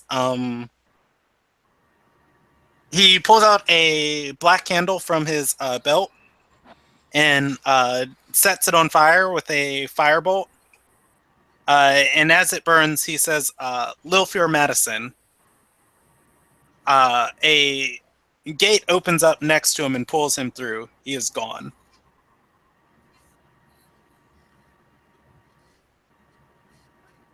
Eve kind of looks like wide-eyed, like, what the hell just happened?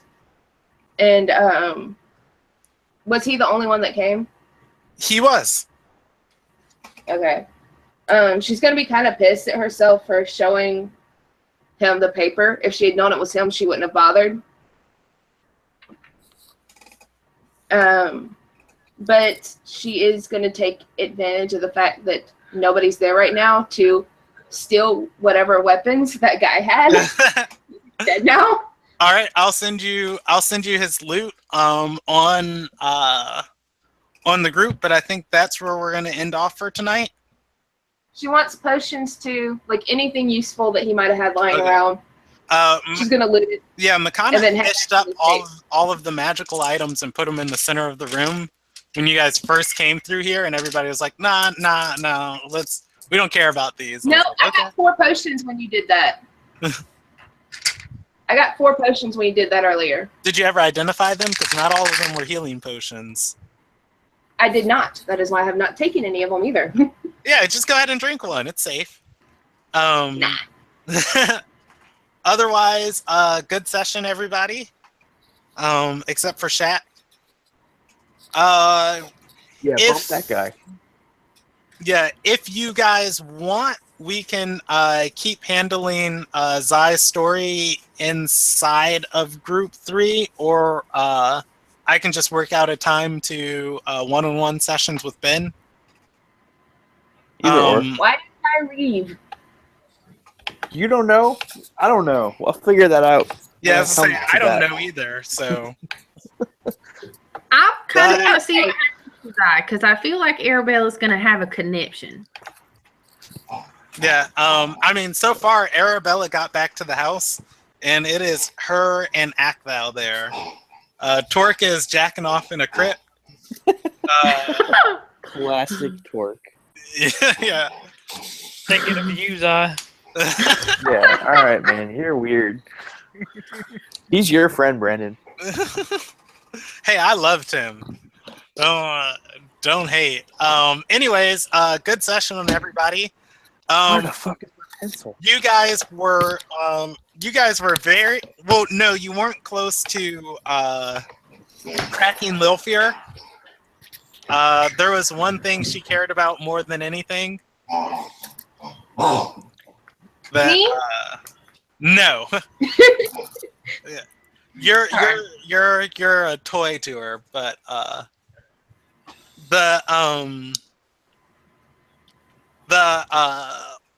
the trick to cracking her was her appearance score. Makana was going to give her a huge scar across the face, and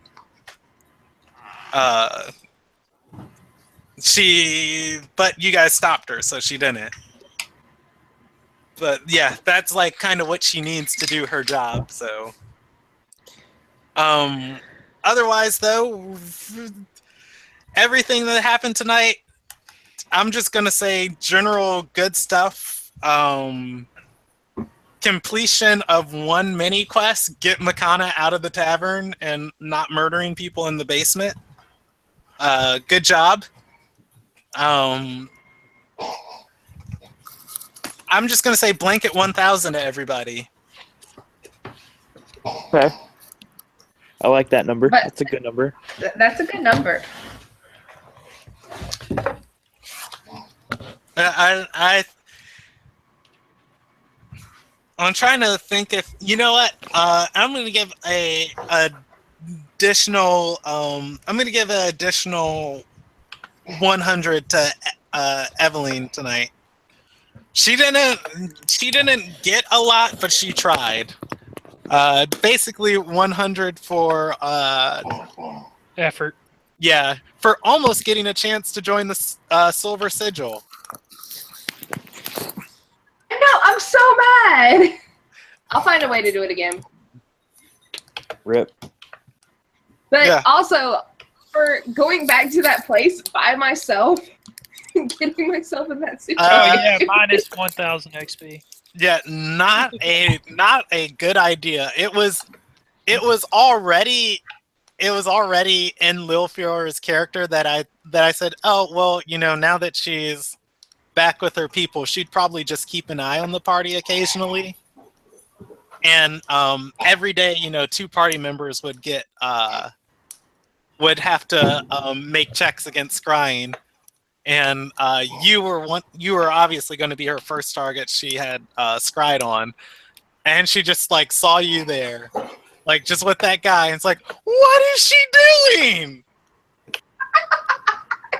In any other case, I would have just had you like, hey, guess who also doesn't have a soul now? Right? I thought that was what was going to happen. Like, I was sitting here trying to figure out how to get out of it, and then if I lost my soul, I was probably going to eat on old people. Like, I was starting to blame What this. is old people hating old people? You know what? 100 additional experience too for Arabella of finally just convincing Sona like, hey, you're gonna die anyways. Just come on. Amphitheater trying to get her to eat people. I mean, to Amphitheater, he's not very pious. He's loyal. Mhm. And his loyalty is to your family, whether that member's undead or not. She's like who he serves. I think she's also a little hot for her. I think they're a little hot for each other. I mean, I didn't intend for it to go off that way, but I guess if it does, it does. Story goes wherever the story goes. Like frickin' Zai just saying F all and going wherever he's going. I just don't understand why he left, like, without telling anybody. Hey, it's a thing. I've been dropping brother. clues to you guys for like 2 weeks now. That you, yeah. That's all I'm gonna say. Let's see. I think I kind of want to handle the things with Zai privately with just Brandon, so you Okay. guys can just like toil. Oh yeah, and depending on how long that investigation is gonna last, if you want to do that solo, it won't bother me. Okay. I might handle that stuff in a group document. How would you guys, and I pose this question to group 2, how would you guys feel about a time skip? Sure. Yeah, that's fine. Okay. Because that Okay. would help us clear up a lot of our solo shit we're doing right now. Yeah, but we only have a week with Sona. That is Yeah. true. And I want to get back to help Yeah, you with but like Sona. Torque isn't gonna go help you, so he's gonna be solo. Yeah, I'll post the events that's relevant to everybody in probably the drive, and then that way you can respond on them. And we will pick up at probably the start of the next week. Sounds good to Sona will either be alive or dead. Mm-hmm. But I'd like to play out like us saving Sona or not. Okay. Yeah, that can be something we handle like on camera, or probably right before. She's not. Handle on camera, if you know what I mean. Yeah.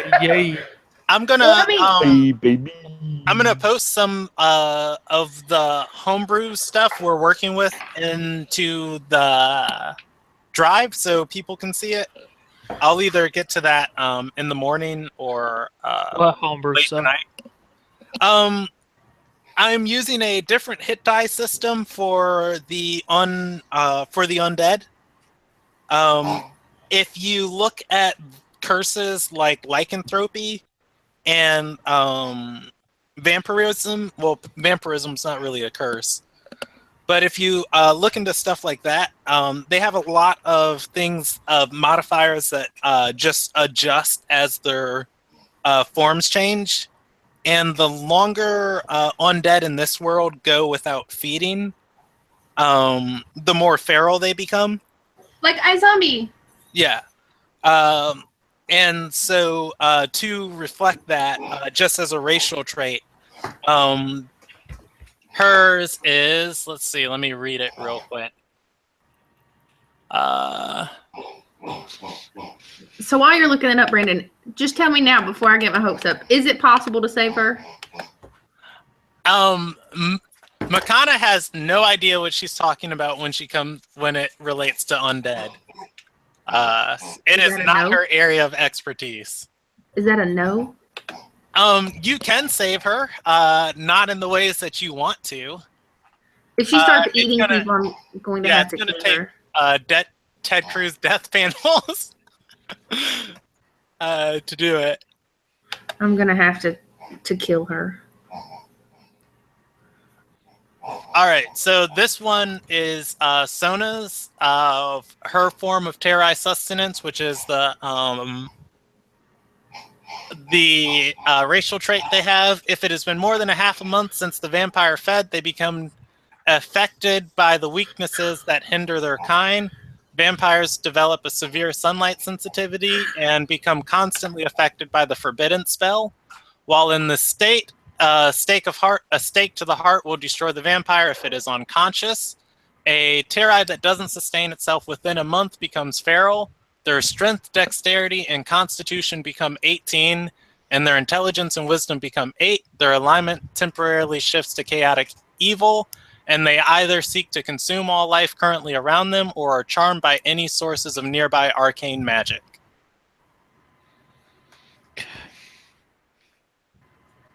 That's what you guys are dealing with. So it's gonna be fun. Oh, whoa! There's a dick on the screen. Oh, let me. Have you just now noticed that? Let me end the broadcast.